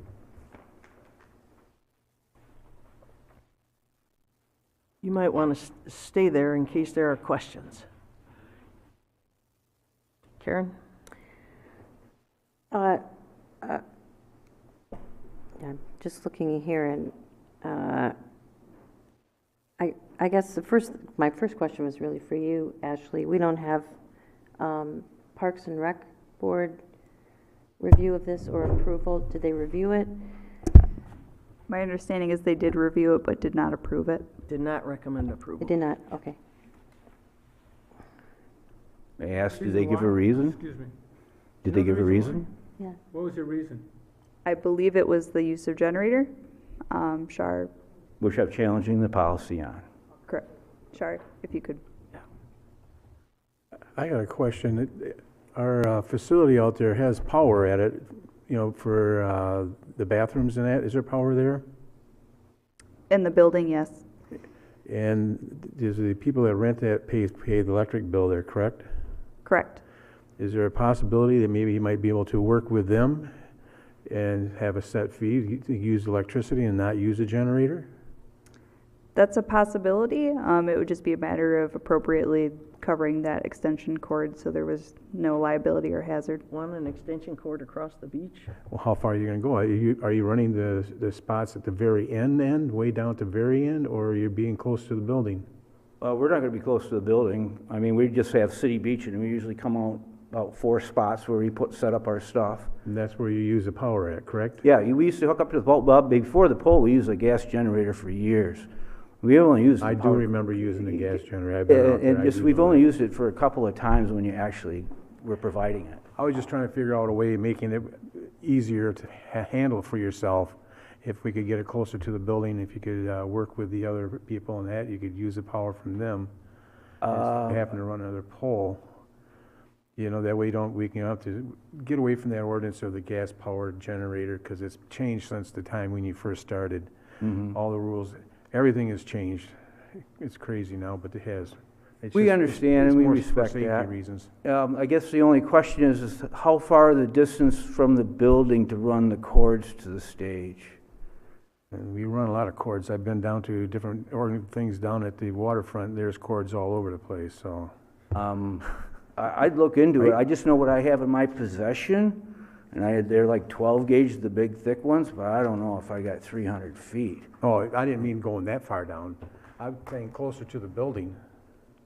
You're talking about the Little Hut building. Yeah, Okay, I thought you were where talking the about the bathrooms are. pavilion. Where the bathrooms Oh, are. okay. I I'm would saying have if cords long enough to go that If you far. could move down into the 4 spots there someplace closer, Mhm. a short extension cord, and you work with the person that actually has electricity and work something out, it'd probably be I think would be work for you and also good for everybody all around. Be a win-win situation, I think. I never considered that. I didn't have any idea. I really didn't. We could work with the fire marshal and public safety just to make sure how to properly cover a cord if we Yeah. were to do that. If it's close to the building, I'm sure they could figure something out on how to do it. There's all kinds of different opportunities out there to make it safe. I mean, it's there. Do we know for sure that the Parks and Rec recommendation was based on electric use only? I can address that. Yep. So we had, the last time that we had an event, and I want to say this publicly, they have run an excellent event since 1991. We had one year where we had some hiccups. We had some non-compliance just for some of our parking and some of the things that we needed to do. And the city also had some challenges that particular year, and the utility wasn't on for them when they were ready to start their event. So after that, the board's recommendation, Ashley and I had some conversations, and with their long history of satisfactory performance, we thought it should be brought to City Council for a decision to be made at this location in regards to the event coming back. The biggest factor being that there is no longer any utility there. That utility pole was taken out just because it's underutilized. This event is the only event that would use that, and the city was maintaining that pole throughout the entire year. And is the electricity just about the music? What's the electricity for? Yes, it's about the music and be able to promote the event, and then we run games for the kids and hula dancing and everything else. Okay. So it's a that's PA an system. amenable solution to utilize the utility from. Yeah, it would be great if we can work it out. And the biggest thing is we try to make sure this event is available for everybody at all ages. Well, We I do don't- such a wide variety of things. I don't think we're in a position to say. Well, no, we can make a suggestion, he can work out with the owner or the renter we have, you know, I'm sure if you ask, nothing ventured, nothing gained. My old saying is, 500. if you never thought about it, I'm giving you an opportunity for you Right. to go out there and actually ask them, say, hey, If you could provide. I'm willing to pay for the electricity that I use, or even give you so much for the day, or whatever it is. Say, hey, offer you this much money to use your electricity, as long as it's okay with public safety, and the fire marshal looks at it and says, yeah, it's a go. We would I think that'd love be a that. great opportunity for you, man, and still put the event on. It's been a great event, it's helped the city of Grand Haven many, many times, so I've Derek, enjoyed it. Are you standing back there for, have you got something to add? Yes, Your Honor, Counsel. I'm the one who actually removed the That pole took a away couple the years pole. We ago. got yeah. that part, yep. Okay. Anyways, it was just way underutilized. We were paying $500 a year for it to sit there. Part of budget cuts. We've eliminated a bunch of them throughout the city. My understanding was that he may not be returning a pole underutilized. I'm not against having a pole there. We actually did relocate the pole and the light based on another complaint of light pollution on the beach. So we try to put all that stuff together, and if we need to put that stuff back, that's another possibility. But not for this summer. Well, just for, if it's gonna cost us $500 a year to have that meter and that electrical stuff there, it's hard for. Hard to say if it's only used once. For that's a one, good- yeah, that's a good thing for the city to so again, do. I'm not against it. We didn't remove it, because it was a bad event or anything. It was just one of those things where, and he came back this year after COVID, and it was like, oh, we don't have a pole there anymore. So willing to work any which way you direct. Okay, thank you. I guess my question is, Your Honor, if they're able to make an accommodate, or could we make an accommodation for a quieter generator if this other stuff doesn't work out for this particular event once without setting a precedent? I guess.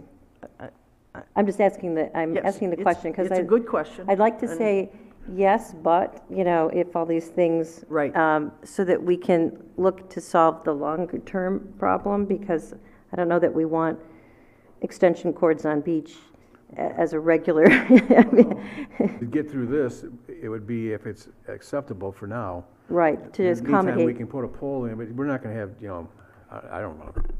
We only use it once in a while, it's very difficult, but you're not gonna run a long extension cord. He's gonna be right next to the building. Okay. Or maybe you can probably run the music right out from the side of the building. You might wanna talk to him once and say, put your speakers facing the general direction you need to go, and you won't need extension cord, but it's only for music. It's kind of. That was just one question I wanted to put out there. The other one is, we have waived park rental fees, and I just wanted to check, is this just consistent with what we've been doing for 501Cs or for charitable for this year, et cetera, et cetera. But this isn't a 501c, right? No, it isn't. We are financed very privately with a couple of individuals. We just basically, I'm a primary financer and I have a couple of people that help me. We just put our personal money up. We have no personal agendas, and we just have a group of dedicated people that want to come help us, and there's probably about 25 of them. And Mike, you're familiar with this party probably more than anybody else. It's the old, I guess, hippie party in a sense. We all grew up, you know. And I call it the adult lemonade stand practically, you know. We just kind of gather everybody up and have a good old time. And the other big thing is, I think, is to mention is we get people 9 months years old to 90 years old. Yep. That's our bandwidth. And that's what we believe in, and that's how we operate. And for our not net proceed party, after we get 50% of the expenses, we just give the rest of the money to the charity. And also we run on our donations. That's how we fit within the rules of the city park. I was told in 2010 I could be an actual city, a vendor on City Beach to sell food, and we wouldn't do that. We wouldn't want to be able to go against the park, the beach rules, and the intent when it was bought in 1916 from the 1991 information I was provided. And also we wanted to make sure that everybody can come. And sometimes kids, a family of 4, you know, they have fun doing it. It means a lot to them because they know that some of the money will go back to possibly a family member that might be getting a senior Meals on Wheels service or Alzheimer's dementia patient over in the Spring Lake. Okay, and the hiccups we've experienced in the past, I had heard there was an issue where somebody from the pig roast was trying to appropriate and control more parking spots. We had an When issue. a police officer tried to talk to them about it, it didn't go well. That's the story I heard. Ma'am, I will tell you, we had a lot of stress on that day, just from the standpoint, we did have a new fire issue in which we had to lay out the parking lot in such a way we didn't have the guidelines. And one of the things that Sharp indicated to me on an email is like, whatever you do, we had somebody that screwed up a parking lot for $12,000. So make sure you err on the side of caution. As for me being incorrect or treating a cop the bad way or saying something, I would never do that. I've done this party 28 times, and I would never risk something like that. I don't know who they talked to. If they talked to me when I was a little bit stressed when I'm trying to get a city permit going there to be able to serve the food, had the fire marshal inspector, and I don't have power on, and I don't know if I'm going to get it on, I might have been a little stressed, but I would never yell at a police officer. I mean, it's almost $6,000 to throw this party. And now you're standing there and you got no power, and you're just like, okay, what am I going to do? And then finally someone did come, and they did unlock the box and turn the switch on. But what I didn't do is what somebody suggested to me. It was like clip the lock and then throw the box open and throw the switch. I never would do something like that because otherwise I would never be here. And yelling at a cop, I would never do that either because I wouldn't be here. Don't treat people that way. I never did, and I never will. Okay. Well, I don't think we've resolved the electricity issue, and I don't think we can at this meeting. So have you got a... I'm willing to move forward with it, and just so he can just go ahead. With a generator, Mike? Oh, no, not with a generator. Not with a Because generator. our ordinance says we can't do, we have to follow our ordinance. But just to be kind of on the fun side here, now I'm going to tell you, if you had a Ford truck that was electric, you could just plug it in your back. Oh, yeah, of the I'm Ford looking truck for and one. be done, you know, if it's all electric. I can Be find no it, problem yeah, whatsoever. it's, Or I really would get a hold, I think it's Sun and Sports, is that who runs that, Sun and Sports? Correct. Yeah, it's my next door neighbor. Anyways, I'd reach out to them, and I'll even walk over there and talk to the guys once. I'd love it. You know, and see if we can work something out, because I'm sure it's a good event, and you raise money for good things for the city here in the past years, and it's been great, so. Okay, so it sounds like there might be a motion to amend, to approve contingent upon either obtaining electricity through Sun and Sports, the vendor at City Beach. Is that? It's worth a try. But what do you think? Failing that, disapproving? Or failing that, you work without Subject- electricity? Subject to. What I would do is if we cannot get the electricity within this ordinance that you're suggesting, we will not have the event. We will follow the guidelines supported by the city council. If we approve it contingently, then the condition happens and the event happens, or the condition doesn't happen and they Okay, can run without so or not do the event. I need a motion to amend the current motion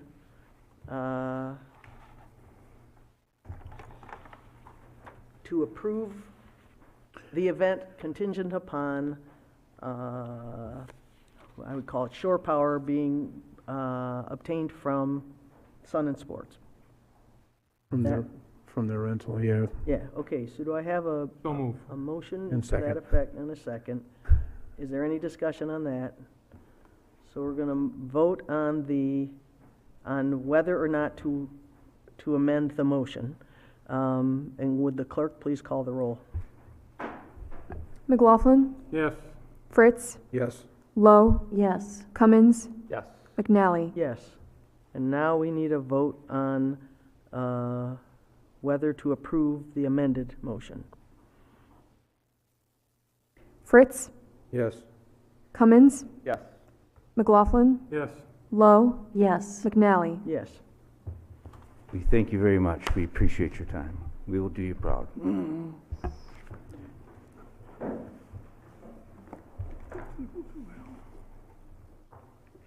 Okay. Would the clerk please read the next order of new business, item C? Consideration by City Council of a resolution to accept the proposal from Abbenmarsh of Benton Harbor, Michigan in the amount of $25,000 to provide preliminary/final design and construction engineering services for sanitary and storm sewer rehabilitation project and authorize the mayor and clerk to execute the necessary documents. The administration recommends approval. Can I get a motion to that effect? So moved? Is there support? Support? So motion by Fritz, second by Lowe. Looks like Matt wants to talk to us. Please come up to the mic, Matt.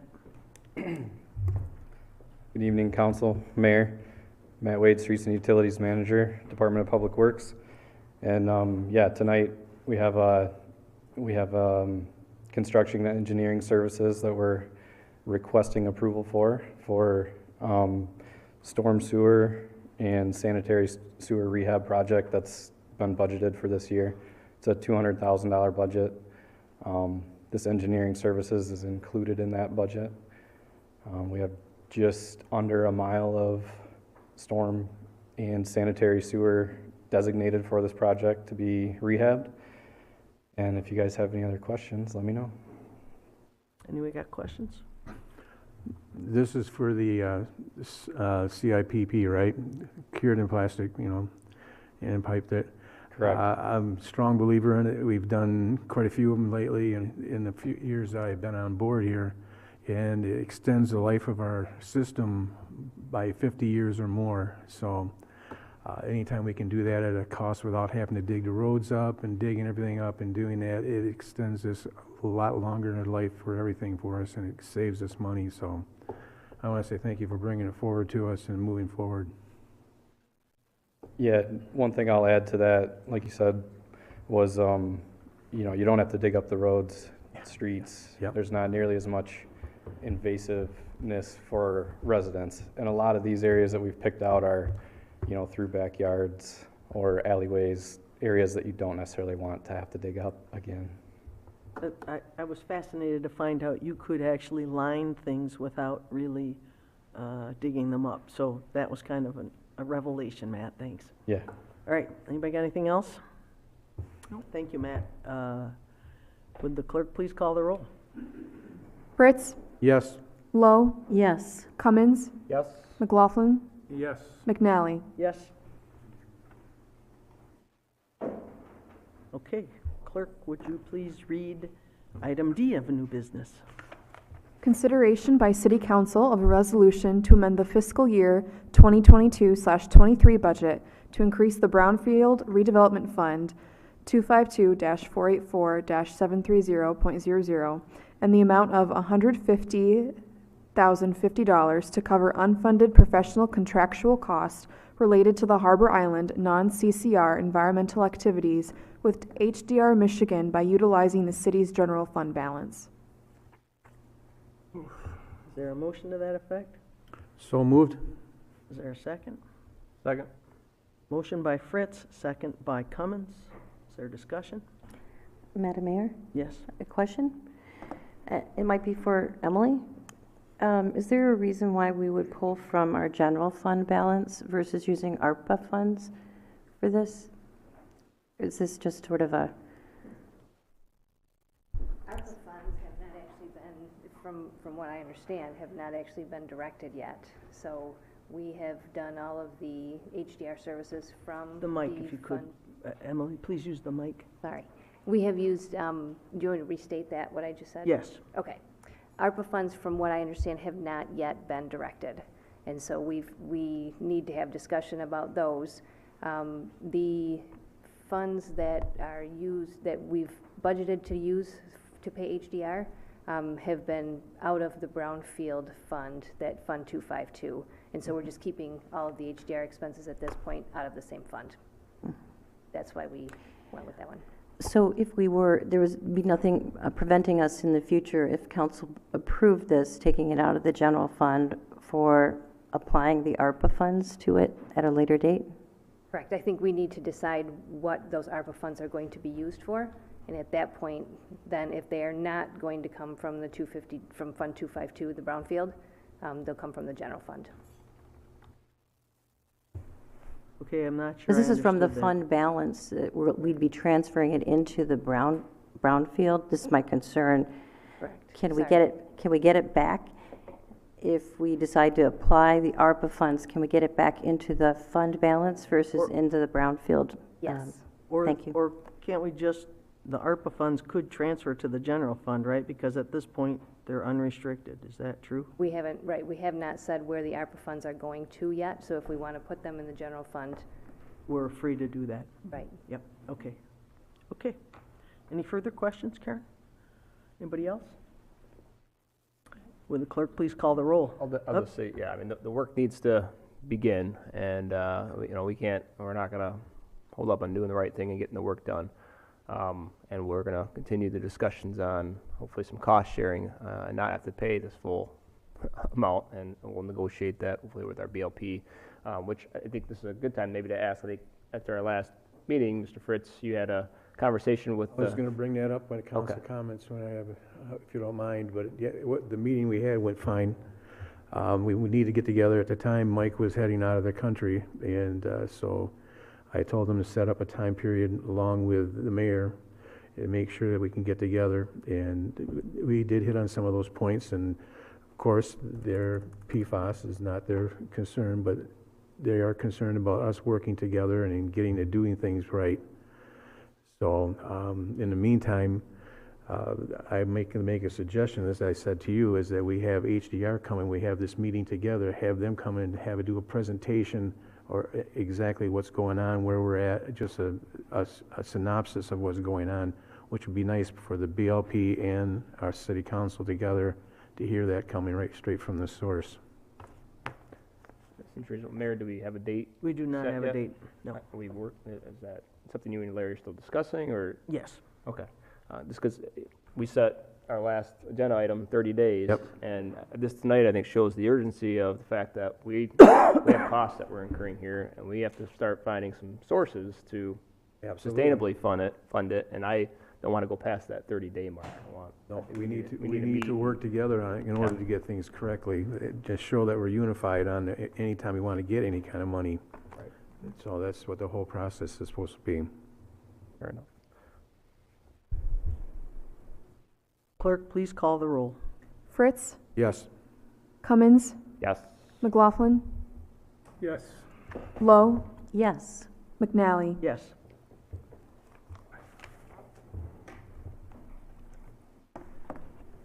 Okay.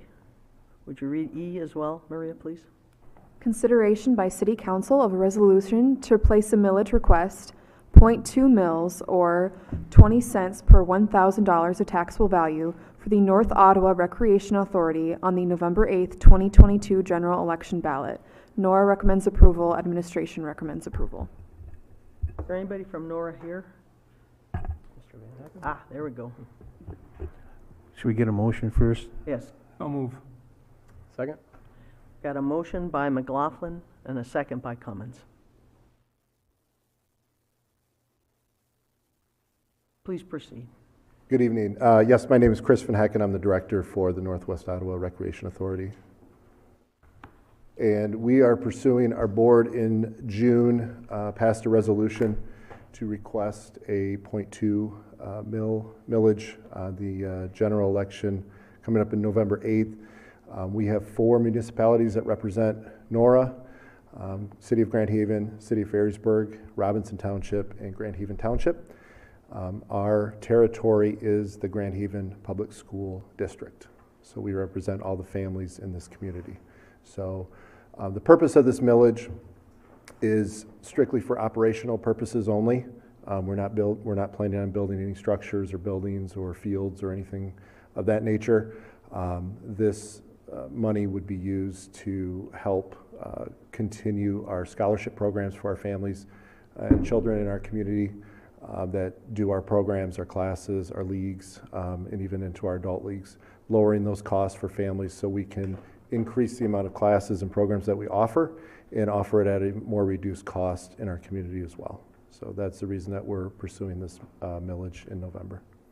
Can you explain what your funding is now and how that will change with the millage, or whether the millage will be in addition to your existing funding? Yes, so this millage would take the place of what we have in currently. So right now, about roughly 2/3 of our budget is made up of program fees, league fees, player participation fees. The other third comes from our 4 municipalities. So we have a funding formula that we used, and it's based off the municipality's tax base and also off the participation amount. So when I propose our budget to the board, which we do every April, there's obviously expenses, salaries, benefits, and program costs and things like that. And then we factor in what we project, any grants that we have coming in from local organizations that we work with, and also what our league and participation revenues are going to be. And then there's a shortfall in there, and that shortfall gap is what the municipalities send us as far as the allocation fee goes. So this millage would take the place of that allocation fee. Can I have any questions? Yeah. Can I ask you why only 6 years? I mean, if it's yeah. So the way that the Recreation Act is written, that we're part of the authority for, is we can only go for a millage in a general or election year. So meaning any even numbered year, basically. So we were originally thinking to do it for 5 years, but since it has to be an even year amount, we decided as a board, or the board decided to push it to 6 years instead of 4 years. But under law, you can't do it in perpetuity. Right. Correct. Oh, you can't. Okay. You cannot. Fine. Correct. Thank you. Yeah, Chris. And one other thing, if I add this, sorry. Go ahead. Go ahead. Interrupt you. We did try this a couple years ago. It did pass in the city of Grand Haven. Another kind of unique feature of the way that this article is written is that the millage has to pass in all 4 municipalities in order for it to carry forward. So even though it carried in 3 and not in 1, and we did obviously have the overall majority as well, unfortunately it didn't pass. So, and that was obviously we feel like it was due to, a lot had to do with the COVID situation that we're all dealing with at the time. So, yeah. That was my, Okay. I was going to bring that up because I remember being on the board for 13 years. I was on there, and when we were going for a millage, it was all or none. Yes. I mean, if one decides not to, then you don't have it no matter what, even if the other 3, it's the same way yet today. It's the way the rules are written, if I remember correctly.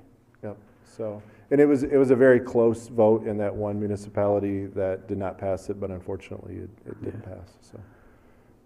I'm good.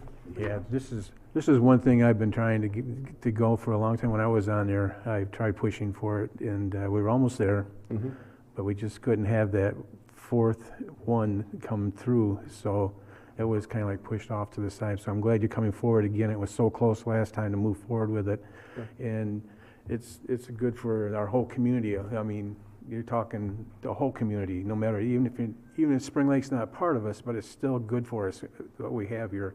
It attracts businesses, our rec authority attracts businesses here because we have such good things going on, so thank you for all you guys do. Thank you.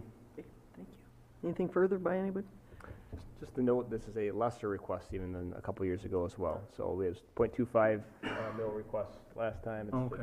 The NORA board has lowered that request to 0.2, but grateful to the citizens of Grand Haven for their support last time. And absolutely. Okay. Will the clerk please call the roll? McLaughlin, Yes. Cummins, yes. Fritz, Yes. Lowe, Yes. McNally. Yes. Thanks very much. Thank you. Thank you very much. No problem. Okay. Moving to 14A, unfinished business. Maria, would you please read it? Consideration by City Council of a final resolution to approve an amendment to the approved plan development for Nodos at the Bilmar located at 1223 South Harbor Drive, parcel number 70-03-29-312-004. The proposed amendment is to construct a conference room / bridal lounge addition and second-story deck and enclose an existing Three Seasons patio. Planning Commission recommends approval. Administration recommends approval. Can I get a motion to that effect? So moved. And is there support? Second. Motion by Fritz, second by McLaughlin. And for the record, Councilmember Lowe has previously identified a potential conflict and been excused from deliberations on this issue. Or a vote, I should say. Mr. Van Esten, I'm guessing you have something to say. Good evening, Madam Mayor. I don't have a lot to say. For a relatively small proposed building project, this project has already generated, as the city attorney has described, a substantial record. But I wanted to express my client's firm conviction to try to make this project work with all the interested parties. So after the last meeting,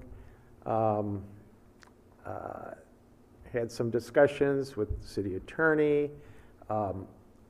Nodos formally committed to the conditions that were established with the staff and the Planning Commission and at that level of the project's consideration.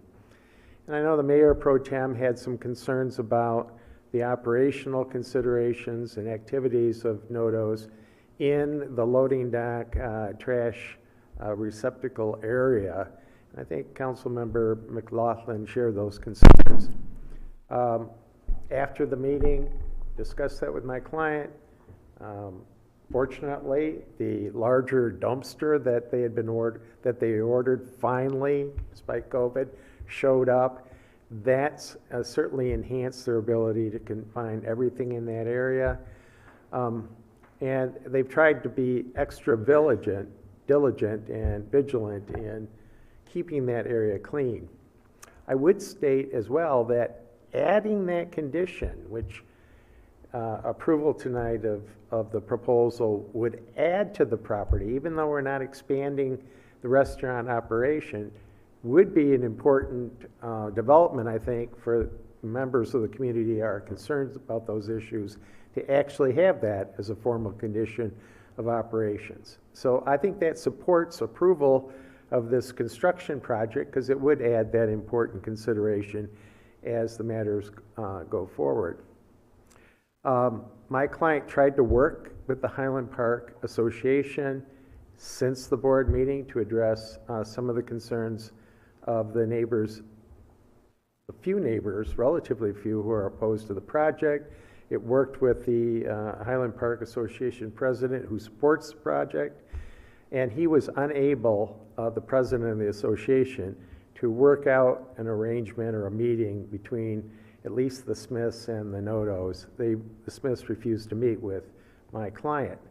Nevertheless, we heard the concerns expressed by Attorney Birdsall about this deck and the concern over the possibility that this could lead to some sort of outdoor dining. And my client is eliminating the deck. He has a video that I'm not sure if we're capable of running here. It's about 4 minutes. That would show both the visual of what the building would look like from the beach, but as importantly, from the southern exposure.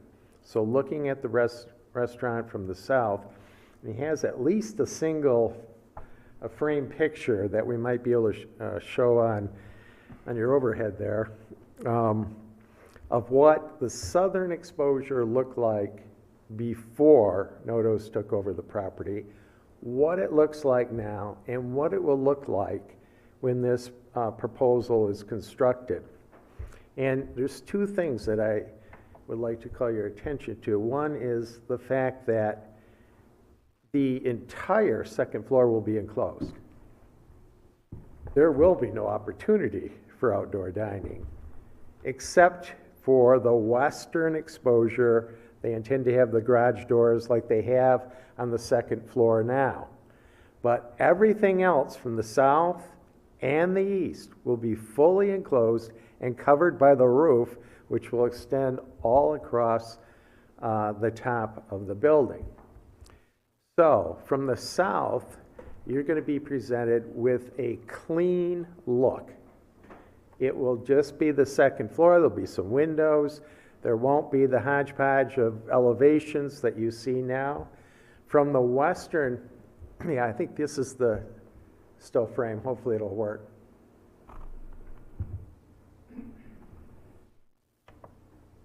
Close, Ashley. If you could just go a little bit higher. There you go. So this is, what you see is the original Bilmar, kind of the messy look that existed from the south. The current is in the upper right, and you can see that it does present kind of a complicated series of elevations, and the bottom is what the proposed building expansion will do. It's going to clean that whole area up visually so that it will present one neat look from the southern exposure, one neat look from the eastern exposure, and then they did have a video from the west, from the beach, looking back towards the restaurant, and it will be a consistent theme. It's Michigan, so 95% of the time you'll have those garage doors fully closed, and the windows will stretch across the entire second floor exposure, and it's going to again give a much cleaner look, a much more modern look to the restaurant. So we hope that addresses the concerns that Attorney Birdsall had about outdoor dining. There's just not going to be any possibility. There's no opportunity for that in that picture. And we're hoping that we've demonstrated that, here is a property owner that is trying to be responsive, trying to work within, the city's, not only the ordinance, but staff's concerns, the planning commission's concerns, and the council's concerns as expressed at the last meeting, and this, the neighbors too. We think that this eliminates any possibility that they could have concerns operationally that there's going to somehow be outdoor dining that would be. With that, I'm again free to answer any questions, but I know you're well familiar with the project, and hopefully we've advanced the ball further to address all the concerns that were raised at the last meeting. Okay, we have the Wood TV Skycam. So this is the projection for... This is what it looks like now. To Tony, can you get to what it's going to look like from the western exposure when the project's complete? But this is current picture. And all of that will be enclosed. So everything on the right is going to be enclosed. This is what it looks like now. And I guess he's running the video, so you'll see it in a moment here. I can kind of, talk about this in regards to some of the things that were said. Yeah, you started From it. the back of Highland Park in terms of the back area. And we have audio to it, but I'm the audio today. The screen, or look over the parking lot, that gives us, the view of the water, view of the lake. This is the update. This is from the bar area, just to the right through that. That's where the hospitality bridal suite would go through. That's a Wood TV Skycam that they show every other day. Sometimes they mention Nodos, they're supposed to. I hear it. We get a couple bike racks. They get used quite a bit. Probably need to do more of those mats. We ordered those 4 months ago. We talked about the plastic mats that we had that were more of a nuisance before, so we got rid of those. This has been very, very well received. It's a great material. It's durable. So, older folks are able to get their chairs through it, motorized vehicles. This is a drone shot here, just in terms of the beautiful property that we have, the neighborhood that we have.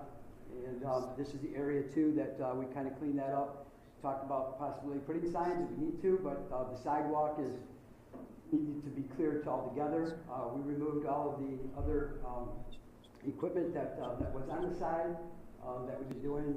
This was the proposed condos from time before we came into this. We were fortunate to be considered to have the opportunity. When this was all going on, we felt that the city definitely needed to continue the iconic restaurant concept and not the condos. Was those approved?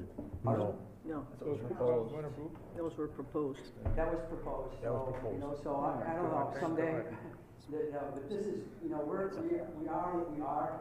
The building in terms of what it is and what we tore down. We made a commitment to this community, to do something that was going to be a legacy as well. And, we knew the potential of what this business is, or was, or had, along with the potential of being able to, grow it to the maximum of capabilities. We had no idea that we were going to tear the building down, but we did. And I think other operators would have probably been interested in doing it as well. And you can see there's the views as well from before. There's already blockage in regards to, some of the obstruction. Year round there. That's our building. That's what we got. We got to tear it down because we've been in the news for sure if we didn't tear it down because it would have been a fire or it would have been a disaster. We're kind of a trust, I think, in terms of the communities. Steelcase was just at our place. Hayworth was there. Gentex was going to be there tomorrow, but they had to postpone. That's a rooftop. That's a rooftop. We aren't serving or doing anything with that. But there's the building. That's what we enclosed. Thank goodness this has taken a little while because... Tony, that's the look I wanted, right there. Yeah. See, you can see it briefly, from the west. It will have an even look. Right. Well, it's just finished. When we built the building, it's, like I said at the beginning of the first presentation, we're just a little tiny band with only so much money, so we did the best that we could. Tony, what happens, the lower building that's on the west side, that's the bar outside? Yep. Does that go away? No. Does the Stays on top of it. extension goes all the way over the top of it? Of the garage and the patio bar, so only the existing floor. So that's where my grandkids are there, and that's the last condos that we're going to just keep on hammering away. Yeah, I wish you could frame it back to that view from the west, because it does show, again, how the back is going to be cleaned up, and it's going to look there. It's going to look a lot more consistent than it does now. And again, you've seen what it looks like from the south, and that's cleaned up as well. So we're hoping that the whole presentation of the building looks a lot cleaner than it does at the present time. It's a new building, but frankly, it looks a little bit hodgepodge to my taste. It looks like it's been retrofitted. And this will make an even view all the way around it.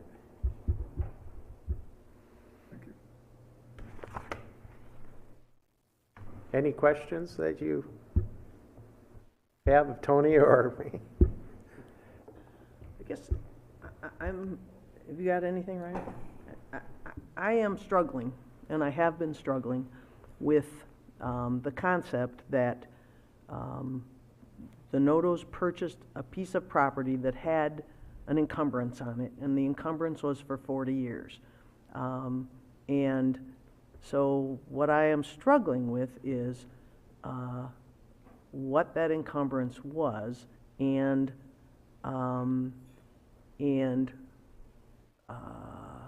whether this proposal violates that encumbrance. And the reason I'm interested in it is because if the city is a party to that consent judgment, which we were, and we all agreed at that time to certain parameters, I believe the city should not act contrary to what we agreed. And I'm interested in your position on why we would not be doing that if we approve this project. Well, my client has stayed within the elevations and the width of that consent decree. So I have no problems defending if, and I think there's been some allusions to, and they have the right to sue. Those who are in the community who are signatories to that have a right to claim that it's been violated. In my opinion, it has not. Because? Because you're within the same building envelope that was approved for the Belmar, the former owner, Mr. DeWitt? Meyer. I'm sorry, Mr. Meyer, Howard Meyer. Yes, he had a plan, and his plan went actually higher than the elevation you see right here. So a stipulation, which was to do that plan, unfortunately that plan's gone now. What's left of that stipulation and what continued were the restrictions on rooftop dining and were the overall building envelope. And this building fits within all of those conditions that extended the 40 years. So to the extent that there's a question about the viability of the consent judgment forward in some of my initial communications, there are separate clauses that extended beyond the Meyer plan. And those clauses still exist. They're not violated by this plan. Now, council was here last month complaining about outdoor dining and suggesting that that deck was somehow violative of one of those conditions that extended for 40 years. And talking to Tony, let's just make it simple. Let's clean that out. So that is not an issue anymore. That was the main objection under the consent decree. It's gone now, as you can see. There's no possibility for rooftop dining. So I'm confident, and my client's prepared to defend this plan against any outside claim that it violates the consent judgment. So, what about the concept that if you anticipated going forward with a plan other than the one proposed by Howard Meyer, you would get the consent of the parties to the consent judgment?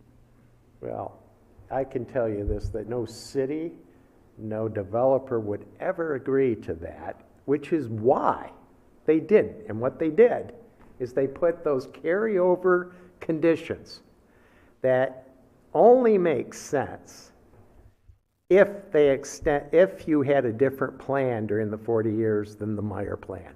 You wouldn't have those conditions in there if it was merely the parties are agreeing to this plan and this plan only, unless they modify the consent decree in the future. That's not what it says. What it says is Mr. Meyer is the city's full approval to build that plan.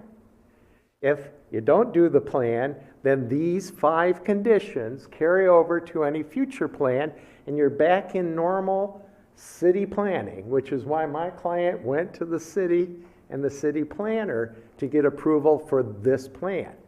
Now, again, those 4 or 5 conditions that carry over only make sense if my interpretation is correct of that consent decree. And as a municipal lawyer for 41 years, I know the city never would have bound itself to just one plan and that's it, unless there's a delegation to certain neighbors and the developer to change it. That's just not the way a property owner can operate, nor can a city operate hamstrung in that fashion. And so they didn't. They merely took those 4 or 5 provisions which carry over beyond the Meyer plan. And Ron, do you concur with that? I do concur with the substance of that. There are actually 3 restrictions that last for 40 years by my count, I believe. And all 3 of those have been met or are not being violated. There is a provision in the consent judgment that says the landowner at the time will comply with the site plan, the 2000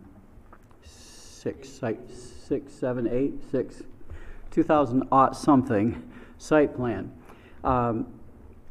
That is a technical source of concern. But the reality is that the consent judgment says that site plan expired in 2009. It has been expired for 13 years. But it's still a plan. It's a plan that's expired.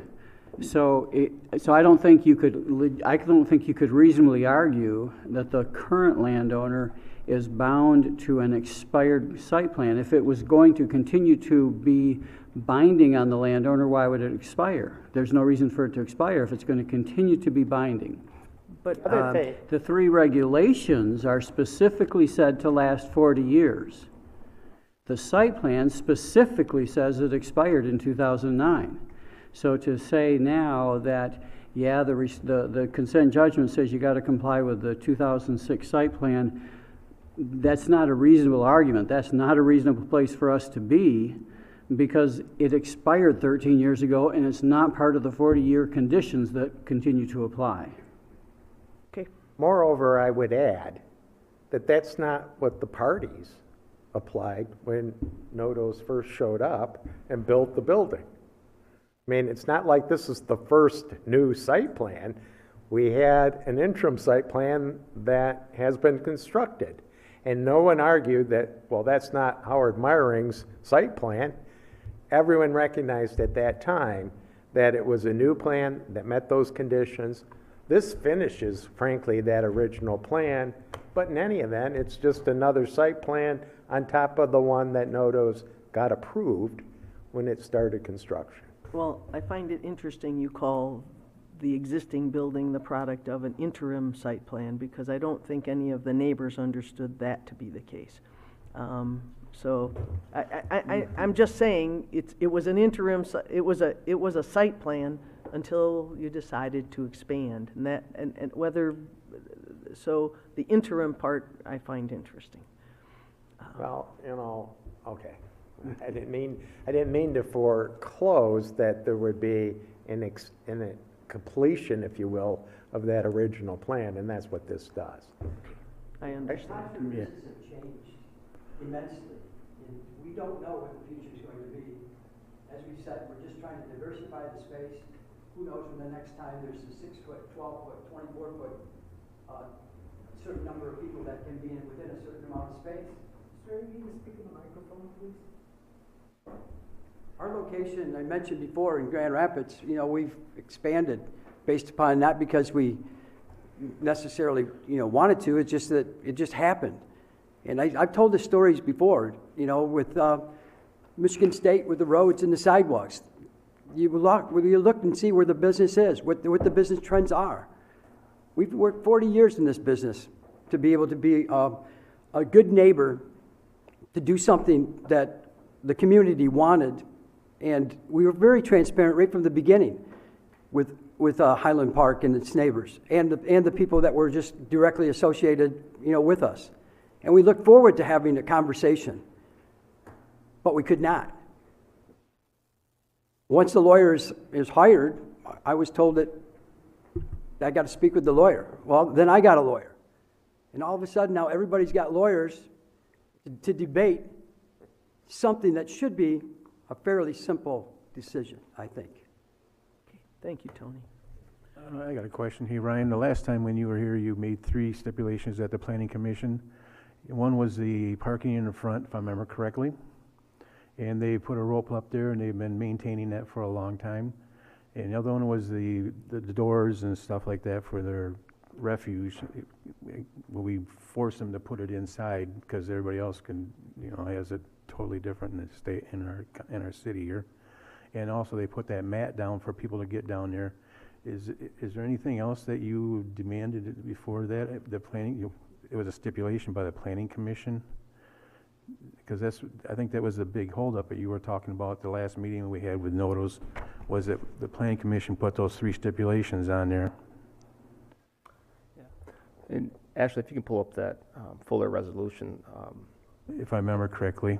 Right. I think that's what your main point was when you were discussing it. Yeah, so last meeting, and perhaps last meeting was a long meeting, similar to this, right? Here we are again, but I probably didn't explain myself very well last time, but I was explaining my concerns.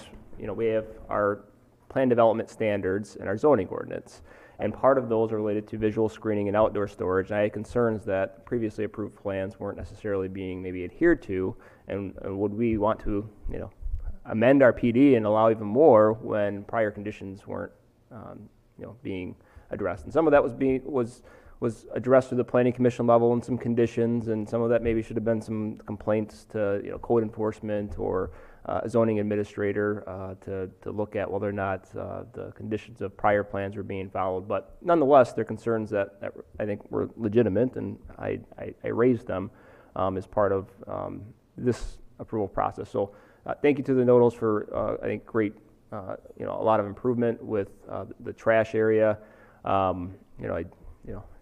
I appreciate the efforts of the rope and at least keeping cars out of there. I don't think that's an ideal long-term solution. I think the idea is that we not have cars, scooters, things along there, so that way, because when you have the rope there, you're still pushing the pedestrian traffic towards the road, which is not the intent. So maybe I believe our staff has met with you, sir, and I appreciate your efforts to also reach out to me in the last month. I had COVID at the time that you were trying to reach out to me. You're persistent, I will say that. I received a number of messages and text messages, but so I appreciate the efforts towards improvements. I appreciate the efforts to enclose the kind of the deck area and take away some of that concern that we have, maybe outdoor dining on top of a roof, by having an enclosed area that's similar to the rest of the building on that second floor seems to be more solid. Well, the reason why I asked Ashley to bring this up, because this has been before us so many times, everything that we've been reviewing as we've gone along hasn't always stayed intact at every meeting, but this is actually a second reading, it's supposed to be a final resolution. We've already passed this on a first reading. But what we're passing is we have our shorter resolution in our packet, but this is actually the full document that we're approving, and we're approving, dates of plans, and we're making certain findings that they comply with our zoning ordinance. So I want to make sure, one, that council keeps that in mind, that this is the full, and these are the conditions. So if there's any approval tonight, I think the conditions need to at least state that bridal suite, hospitality suite addition would be fully enclosed to be, match the rest of the second floor. That needs to be, I think, a condition. But other piece I want to ask is it relates to the zoning piece. I think our attorneys have addressed the consent arguments, and that's not for us to be decided here. But when I look at this from, again, there's findings here that I have to find. So there's a few questions I want to ask and hear your take on this and your belief on why they're met.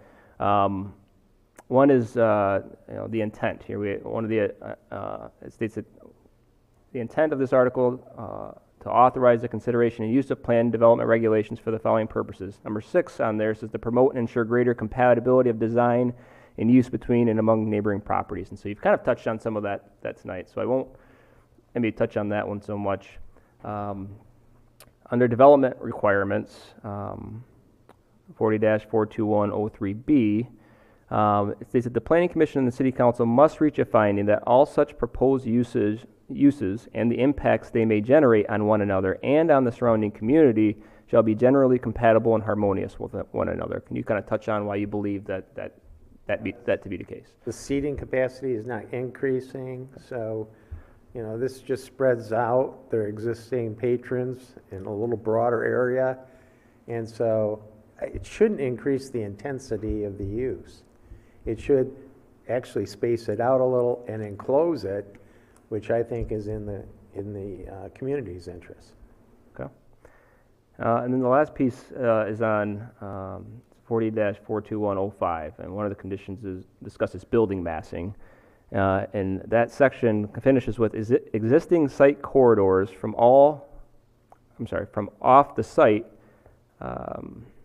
to natural, cultural, or historic features shall be preserved or enhanced to the greatest extent possible.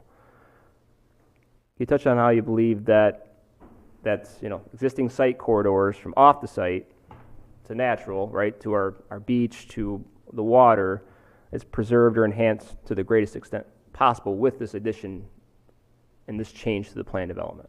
Absolutely, Mr. Mayor Pro Tem. In the old days of the Bilmar, you had, all of the equipment on top of the restaurant. You had multiple levels. A restaurant operation didn't really look good. It was hard to make a good-looking building and yet have it function as a restaurant. Times, as Tony has alluded to, have changed. A restaurant now needs to be aesthetically pleasing, and this one, I don't think you can argue with the fact that those two images, both from the beach, looking towards the restaurant, and then beyond that to Highland Park Association, is going to be enhanced by a smoother look that doesn't look as hodgepodge as it currently does. It kind of, right now, in my opinion, the building detracts a little bit from the hill behind it. If you smooth that out, it's going to present a much more professional, modern, updated look that's cleaner and that enhances the overall look, which isn't to emphasize the restaurant or the building. It's to de-emphasize it, right? I mean, it's a beautiful area. And as a resident of Grand Rapids, I can say Grand Haven is our beach in Grand Rapids. And NoDo's is the place you take business clients when you want to show them what West Michigan has, or young lawyers we're trying to recruit. This is what West Michigan can be. It has that feature while making it a lot more uniform in look to the residents that have to look at it 24/7, 365 days a year. So I think the experience is going to be enhanced for the residents and for Tony's customers. And it's going to create a lot more great Grand Haven memories for those of us who aren't privileged to have your look every day, which is unbelievable. I'll push you a little bit more on that. So you believe the existing site corridors, for example, from the Highland Park area, from off-site in their area to the natural areas, are enhanced by a cleaner look. A cleaner look. Yeah, and I think you can see that from the south when you drive up and you come around that brilliant corner where you see Lake Michigan and you're overwhelmed, and then you turn down the beach, the roadway, you're going to have a cleaner look at the restaurant than you do now. And I think that enhances compared to what's there now, which you know, you have to live with. It is an iconic structure. It's been part of Grand Haven. That's there. This smooths it out and cleans it up. And as someone who just appreciates this 5 times a year, I think it looks better. And I would argue with anyone who says that isn't an improvement from the west or from the south. I clearly think it is from those 2 corridors. This will make a much neater presentation. Do you have maybe we ask for in the front, like some bollards or something like that to stop from parking there, or in that order to enhance, is that a possibility? Because you're concerned about the roping of the area. They've been very diligent in making sure of it, and sometime we make a stipulation in the future that they put something in there to make it more safety-wise for pedestrians. Yeah, I mean, I think... I know that seems to be bothering you a lot the last time and also this time again. Yeah, I think if we had simply, I mean, there's one pole already for some signage there, and it's not that I want to add a ton of signage along there either, but, something to indicate that there's no parking along there, so. Yeah, and signage, I think, was discussed with Mr. Noto by Ashley, is that correct? By our interim city manager. That's one option, but, we've talked before about possibly, removing some of that cement too. We've had planters there, but people would put their diapers and cigarettes and everything else in it, so we kind of removed that. But, we don't have the right answer exactly, but, I think we can certainly agree that we'll, certainly do what's most recommended. That would be a good solution. You dress it up in the front there, some kind of a beach grass or whatever you want to make the beach scene in front there instead of having concrete. People won't park then. Yeah, the big thing is, we don't want to keep driving by and seeing dumpsters and people parking all over the place, and people have to walk into the road to get around the cars and those types of things. But I think you're working on addressing that, and I think we have sufficient solutions available. So I think they're heading in the right direction, what we asked them last time. So. And if you look at our recommendations, Planning Commission recommends approval, Attorney recommends approval, Administration recommends approval. I think they've hit all the buttons that they need to hit, and we've dragged them through. This is the 5th time maybe now? 4th or 5th time? Been a while. So I think they hit every button that we asked. I can't ask for much more. Certainly had a lot of meetings. So. You said? Yeah, is there interest in amending the conditions to make sure that, to include that they're enclosing? Oh, yeah, I think that has to. Could I address that a second? I appreciate Ryan pointing out that this is an ordinance you're adopting because of the plan development, and the actual draft of the ordinance referred to the plans that were before the Planning Commission, and that's not the plan that you would be approving now. You would be approving the updated plan, obviously. That updated plan calls for the enclosure. So you will approve a development based on those plans, so that will be an automatic because it's part of the plan. Do we have those plans? Are we quoting a plan from this date today, or is there a set of drawings or something that we're referencing? I mean, we will have those drawings. Will be, because right now the draft ordinance talked about building plans with a revision date of February 16, 2022. That's not the plan we're going to build now, I'm sure. Right. So the revised plan would reflect the drawings that have been shown to you today.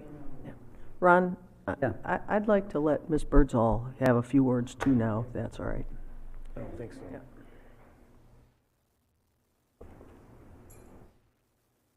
Thank you very much.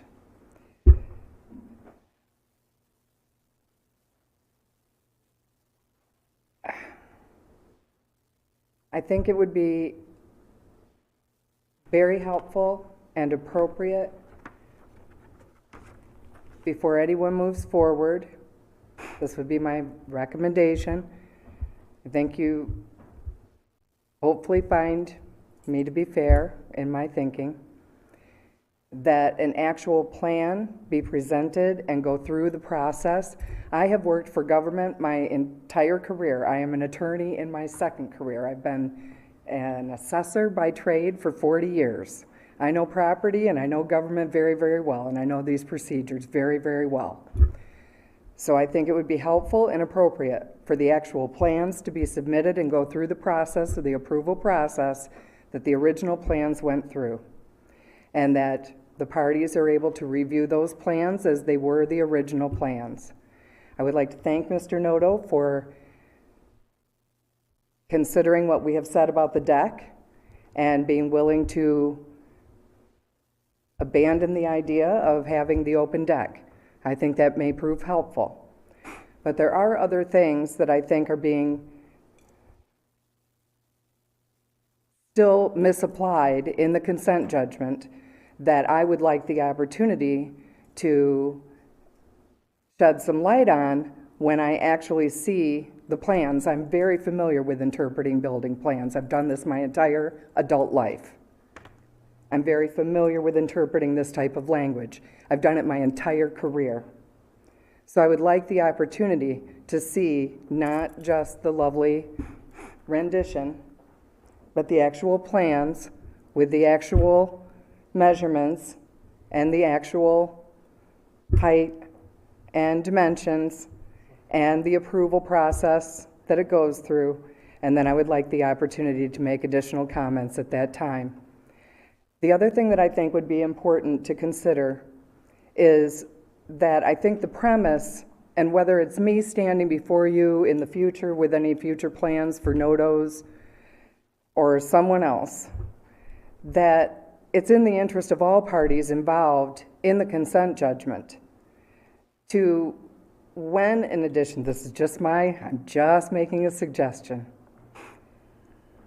that when an addition or a change such as this is occurring with that property, that it's in the interest of all parties who are parties to the consent judgment, that the signatures of all parties are obtained each time, because it protects all parties who could be subject to litigation, and it also provides an enforcement mechanism for what everyone has agreed to will be constructed.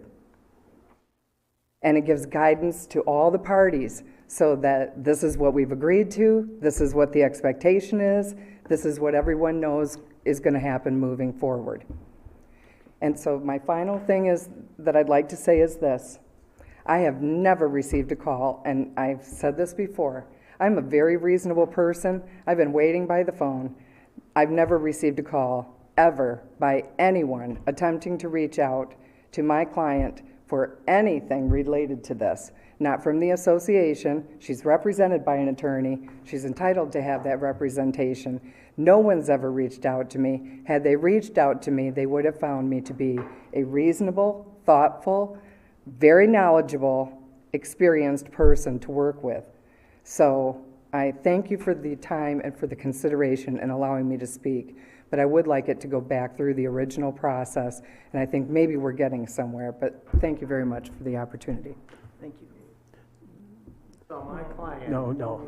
My client made No, a no, surgical. We have to go back and forth. We don't need no more. Ron, what we're approving tonight is the plans that they showed us tonight, correct? That's correct. And we have the authority to do that. Yes, you do. The purpose, let me just address that a second. The Planning Commission holds a public hearing and makes a recommendation. It's a recommendation rather than a decision because you get the final say. Yes. And then you have a first reading, not so that you just rubber stamp the second reading, but so that there's time to have discussions. This is exactly the way it's supposed to work, that concerns that are addressed at the public hearing, concerns that are made after the first reading are addressed, and the plans are adjusted as needed. To restart the whole process would be inappropriate. That's not what the intent is of a Planning Commission making a recommendation and a first reading being held. It's not illegal, but it's not what the intent would be under the Michigan Zoning Enabling Act. That's what I thought. Okay, and to clarify, Ron, because it's an ordinance we're voting on. Mhm. We're not obligated to follow the planning commission's recommendation. Oh, no, obviously, certainly not. You're not ever, you're never obligated to follow a Right. planning commission recommendation. That's why it's a recommendation. There are certain decisions the planning commission gets to make. This isn't one of them. Okay, thank you. So that's what we passed on the first reading. We have to amend that in some way, or no? No, I mean, 'cause you have the that re- language needs to be. I mean, there needs to be some clear record of what plan and then what the conditions are. That's what's listed in that. My concern is the conditions. The conditions are, unless there's an addition to the conditions. I'm not concerned about the filling in of the second story, because that's on you are approving drawings. You know, we will have actual building plans that the building department will go over in detail. This is the zoning process. Well, I think it goes back to the planning commission for a full site plan review after this. This is just the amendment to the PD, and I believe it goes back. The planning commission will review a full site plan on this. Is the way I think it's written. I'm not sure about that. The zoning ordinance procedure is followed, whatever that is. I'm not frankly sure. We could look at that, but. Well, they.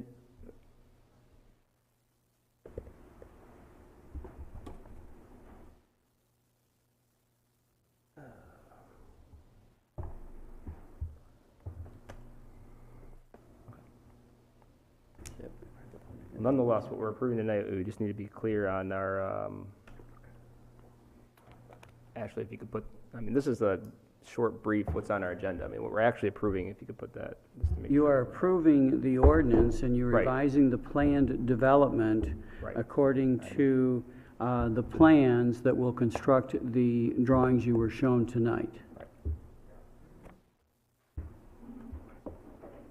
Okay, so the second story deck has gone away. Mm-hmm. I did put this in my letter to the council, that there would be that seventh condition and extend across and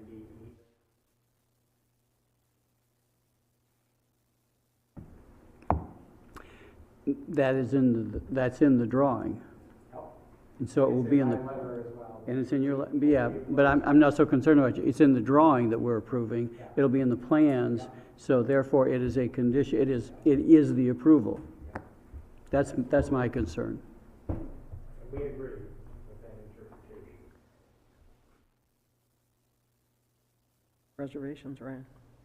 No, I just want to be clear that I believe this is going back to the planning commission for a site plan review on the. This is effective approval. The plan development amendment, which is what this is, including the preliminary development plan, is approved. So this is an amendment. Incorporated narrative and all the conditions imposed will constitute the land use authorization for the property, which makes sense to me. We're doing the land use authorization. Mm-hmm. And all improvements and uses shall be in conformity with this amendment, except as permitted by section 42111, which I have to look at, see what that is. During the period of effectiveness of the preliminary development plan, the applicant shall be permitted to submit one site plan application seeking final development plan approval.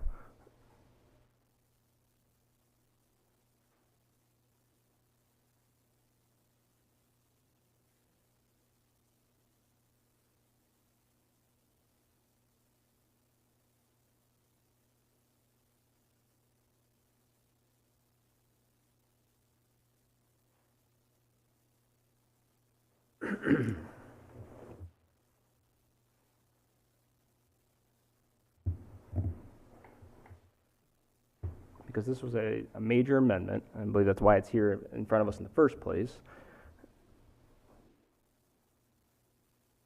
What section are you taking a look at? 40-421.08. They have to go back for their final development plan, or maybe I'm wrong. That very well could be. No, I honestly. don't. Should, but I don't.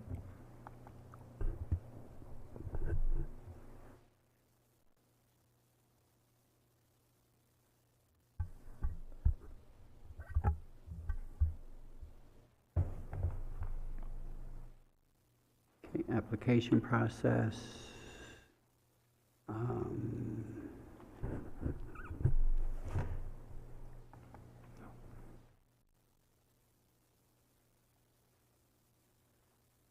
Does it matter, Ryan?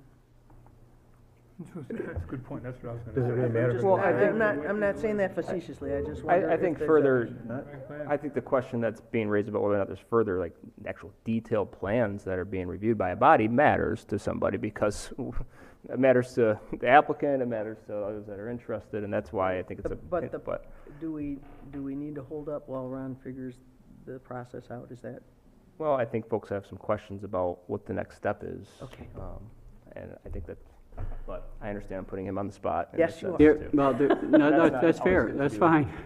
There is a provision, I think this is what you're talking about, Ryan, after the plan development rezoning and approval is obtained from city council, then the applicant submits a final development plan for review and approval by the planning commission before starting construction.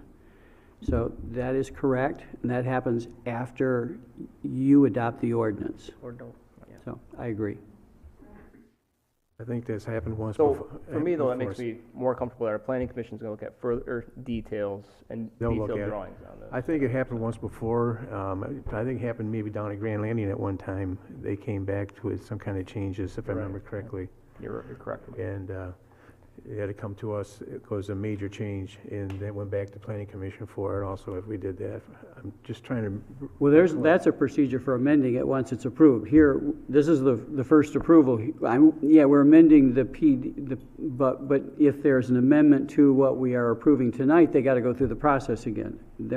Right now, even with an initial plan development or an amended plan development, once the approval is obtained, then a final development plan goes to the planning commission. Yep. Right, so if they were to try to make any drastic changes after we've approved this version tonight, then, so I appreciate everybody bearing with us as we're working through an issue that we don't deal with too often, and there's a lot of interest in this, and, but I think there's been some compromises along the way by everyone, maybe not to everyone's satisfaction, but I appreciate everyone's patience, and I think it's clear what we're voting on at this point.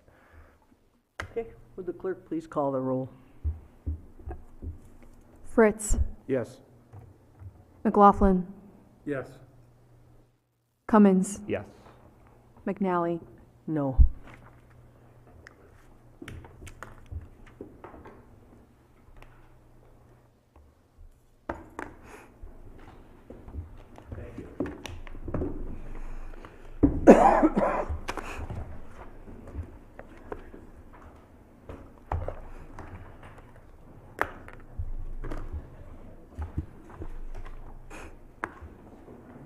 Okay, I think we're moving on to report by city council. Karen, can you start us off? I've got nothing to report here. Okay, Ryan? I just want to also welcome our new city clerk. She's done a fantastic job on her very first meeting and a very long first day for her. So thank you for taking on such an important role in our city government. We will have one more meeting before our elections. We'll save that part. Thank you to Ryan at the wastewater treatment plant for his fantastic work of organizing the East End Park Party. It's not too often that maybe a wastewater treatment guy would take on such a task. And give free tours. Yes, and give free tours. And so I'm grateful for his work. So I want to thank him for that. And thank you, Mr. Fritz, for your work after our last meeting to reach out to the BLP. And look forward to a joint meeting with them. That's all I have. Mike? Well, we took a tour of Glass Source tonight. I want to say thank you to them, and glad to hear this passing the torch is what they call it. Basically, a selling of the business is actually going to another family-owned business, which is good. Going from one family-owned to another family-owned, and it's going to have the great for us. Also, I'd like to know if by any chance we can get a drinking fountain, if we can put a little thing at the Central Park for dogs on the bottom. It would be nice to have something there at Central Park for them. My daughter made a mention of it because she's out walking dogs for people now and that, and she says, we have one down in our social zone down there for them, but it would be nice if we had one in Central Park. We have all those dog bags and everything else, and if you need to have us find fundraisers, my daughter said she'd be willing to help see if we need to do that or if we have something available to do that. And also, I was also told there was some kind of vandalism on the train, that somebody tried to burn it at one time, the back. Is just this just hearsay, or? I saw something on I social saw media something on about that, Facebook. too. Yeah, that's what I'm asking about. I just want to make sure that we, somebody made a mention that we can't prosecute. We'll prosecute them. When we catch them, we will prosecute them. It's part of our heritage here, so if we need to have cameras or if we have photos or whatever else, it'd be nice to look at also. And I also want to say, I think the social area that we have set up down there now has been a great addition. I mean, I see the families down there doing the cornhole and having a good time, so.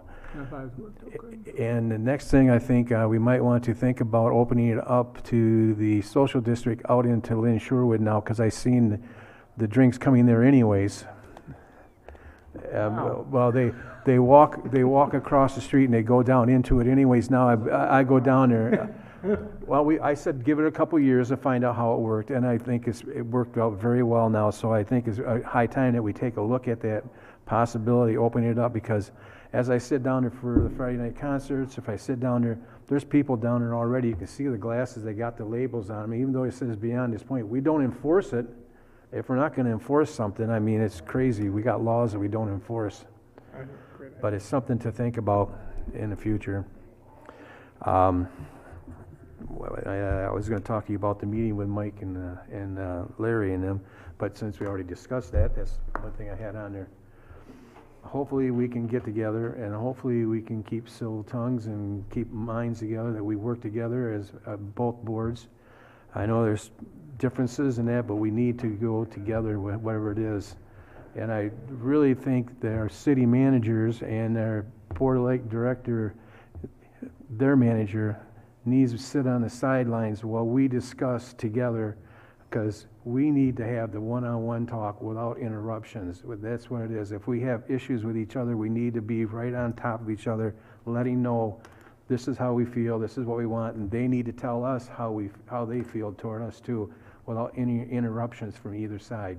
I think it'd be a good way for us to react to each other and get things going and work together. So we got to know what our differences are before we can solve them. So we need to get there instead of going from one board to another board, back and forth like we are right now.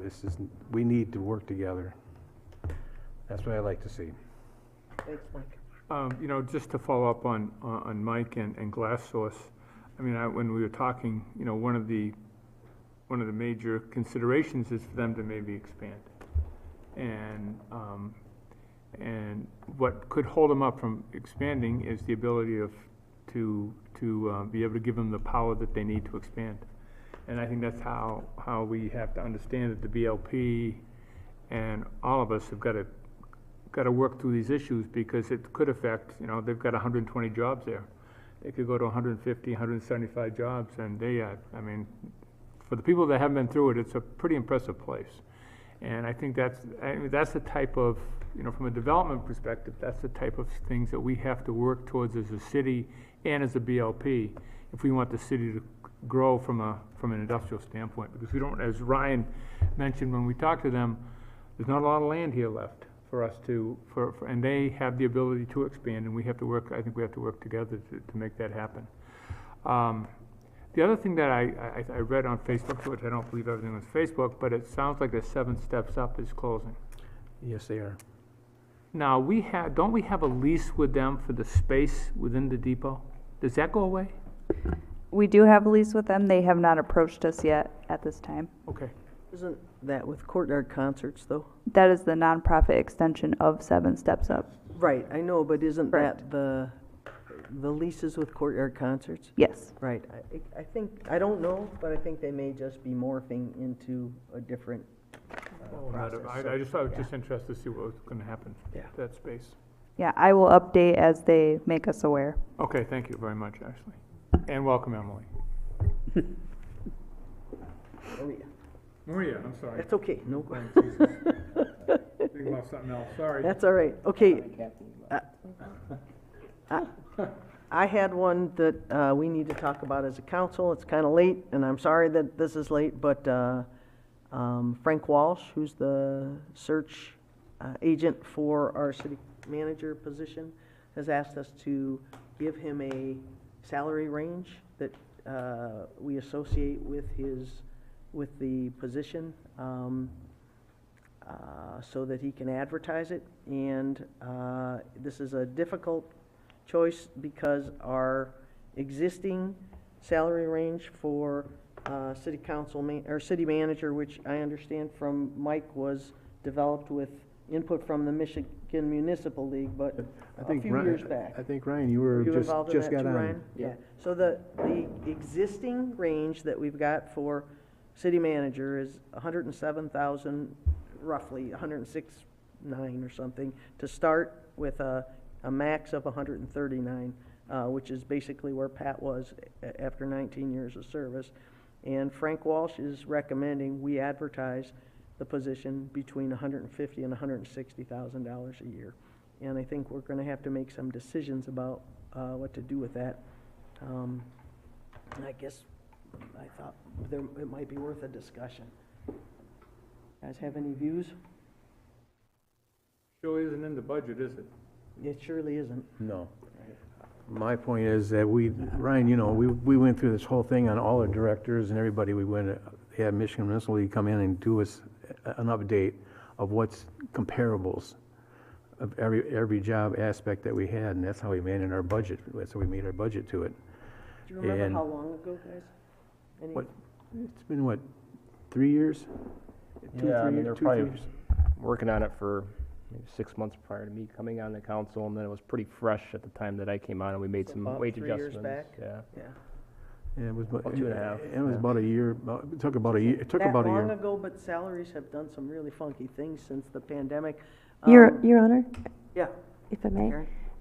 I did some HR consulting in my time, and I will say on some of the ranges, I think you want a broader range to accommodate paying for individuals and differentiating certain experience. There may be a very senior person that is like the former city manager that has a lot of experience, and they would be at the high end of a range. Yep. But you also have the city manager when he started with us 20 years ago, who did not have as much experience and was someone, though, that the council at that time felt was a good fit. So you want a broader range.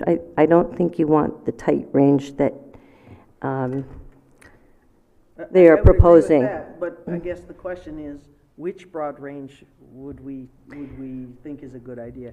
Ashley, you had a little input, I think, from what Frank Walsh gave us, and he basically has done some comps with cities smaller than us and is finding this is the higher figures are where they're advertising. So what's the experience in that city? I just saw the number, but what's the experience in that city?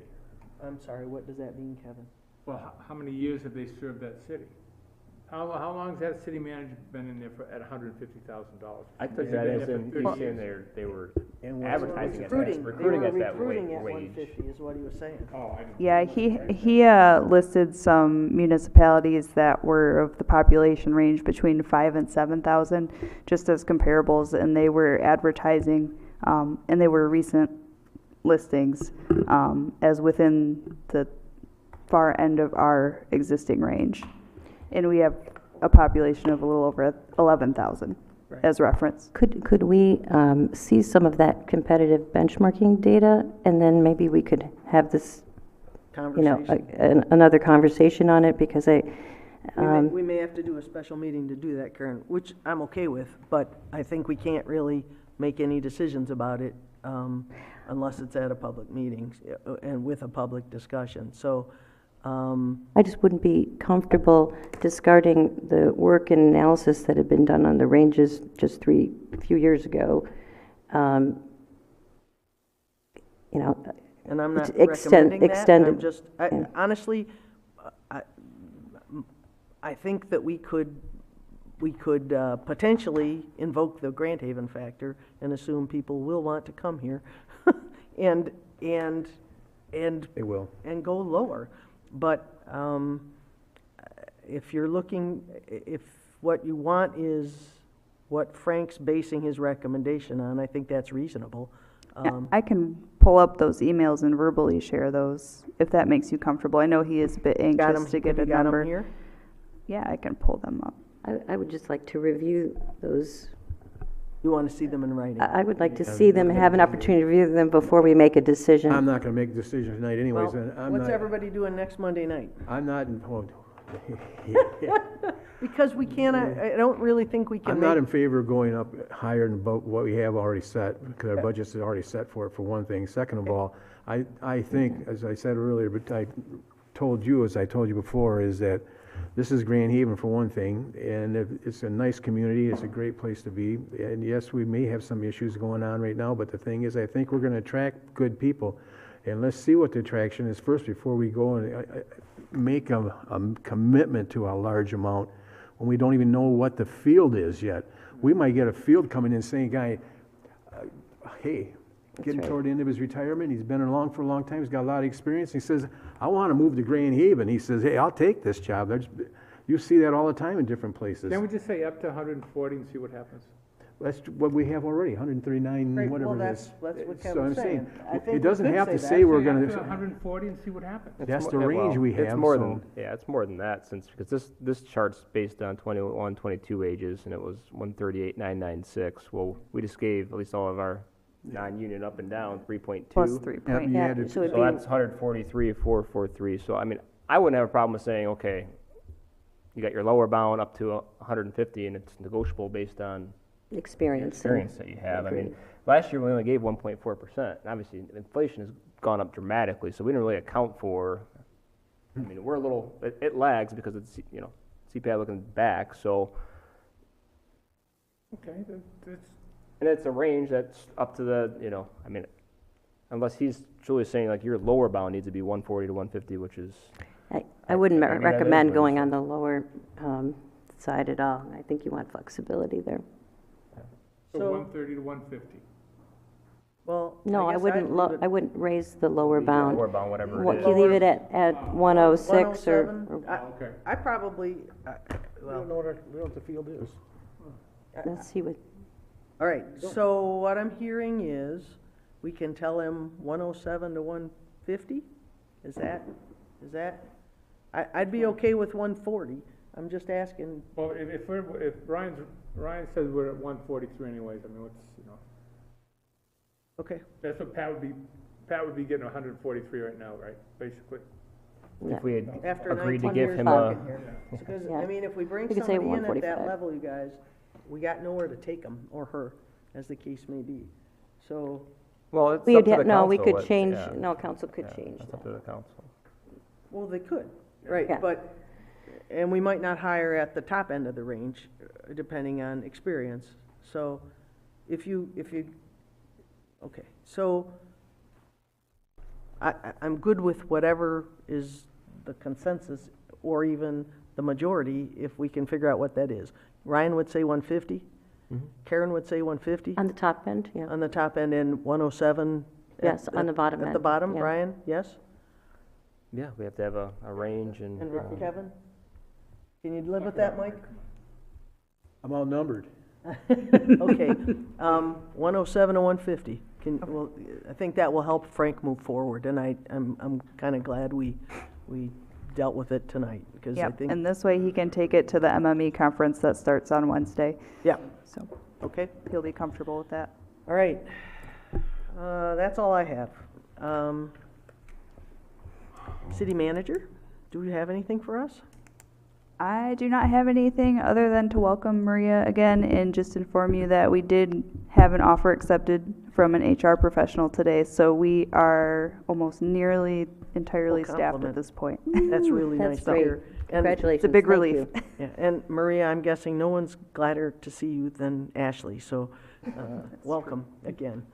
Okay, this is the second call to the audience. At this time, members of the audience may address council on any item, whether on the agenda or not. Those addressing council are asked to provide their name and address and will be limited to 3 minutes of speaking time.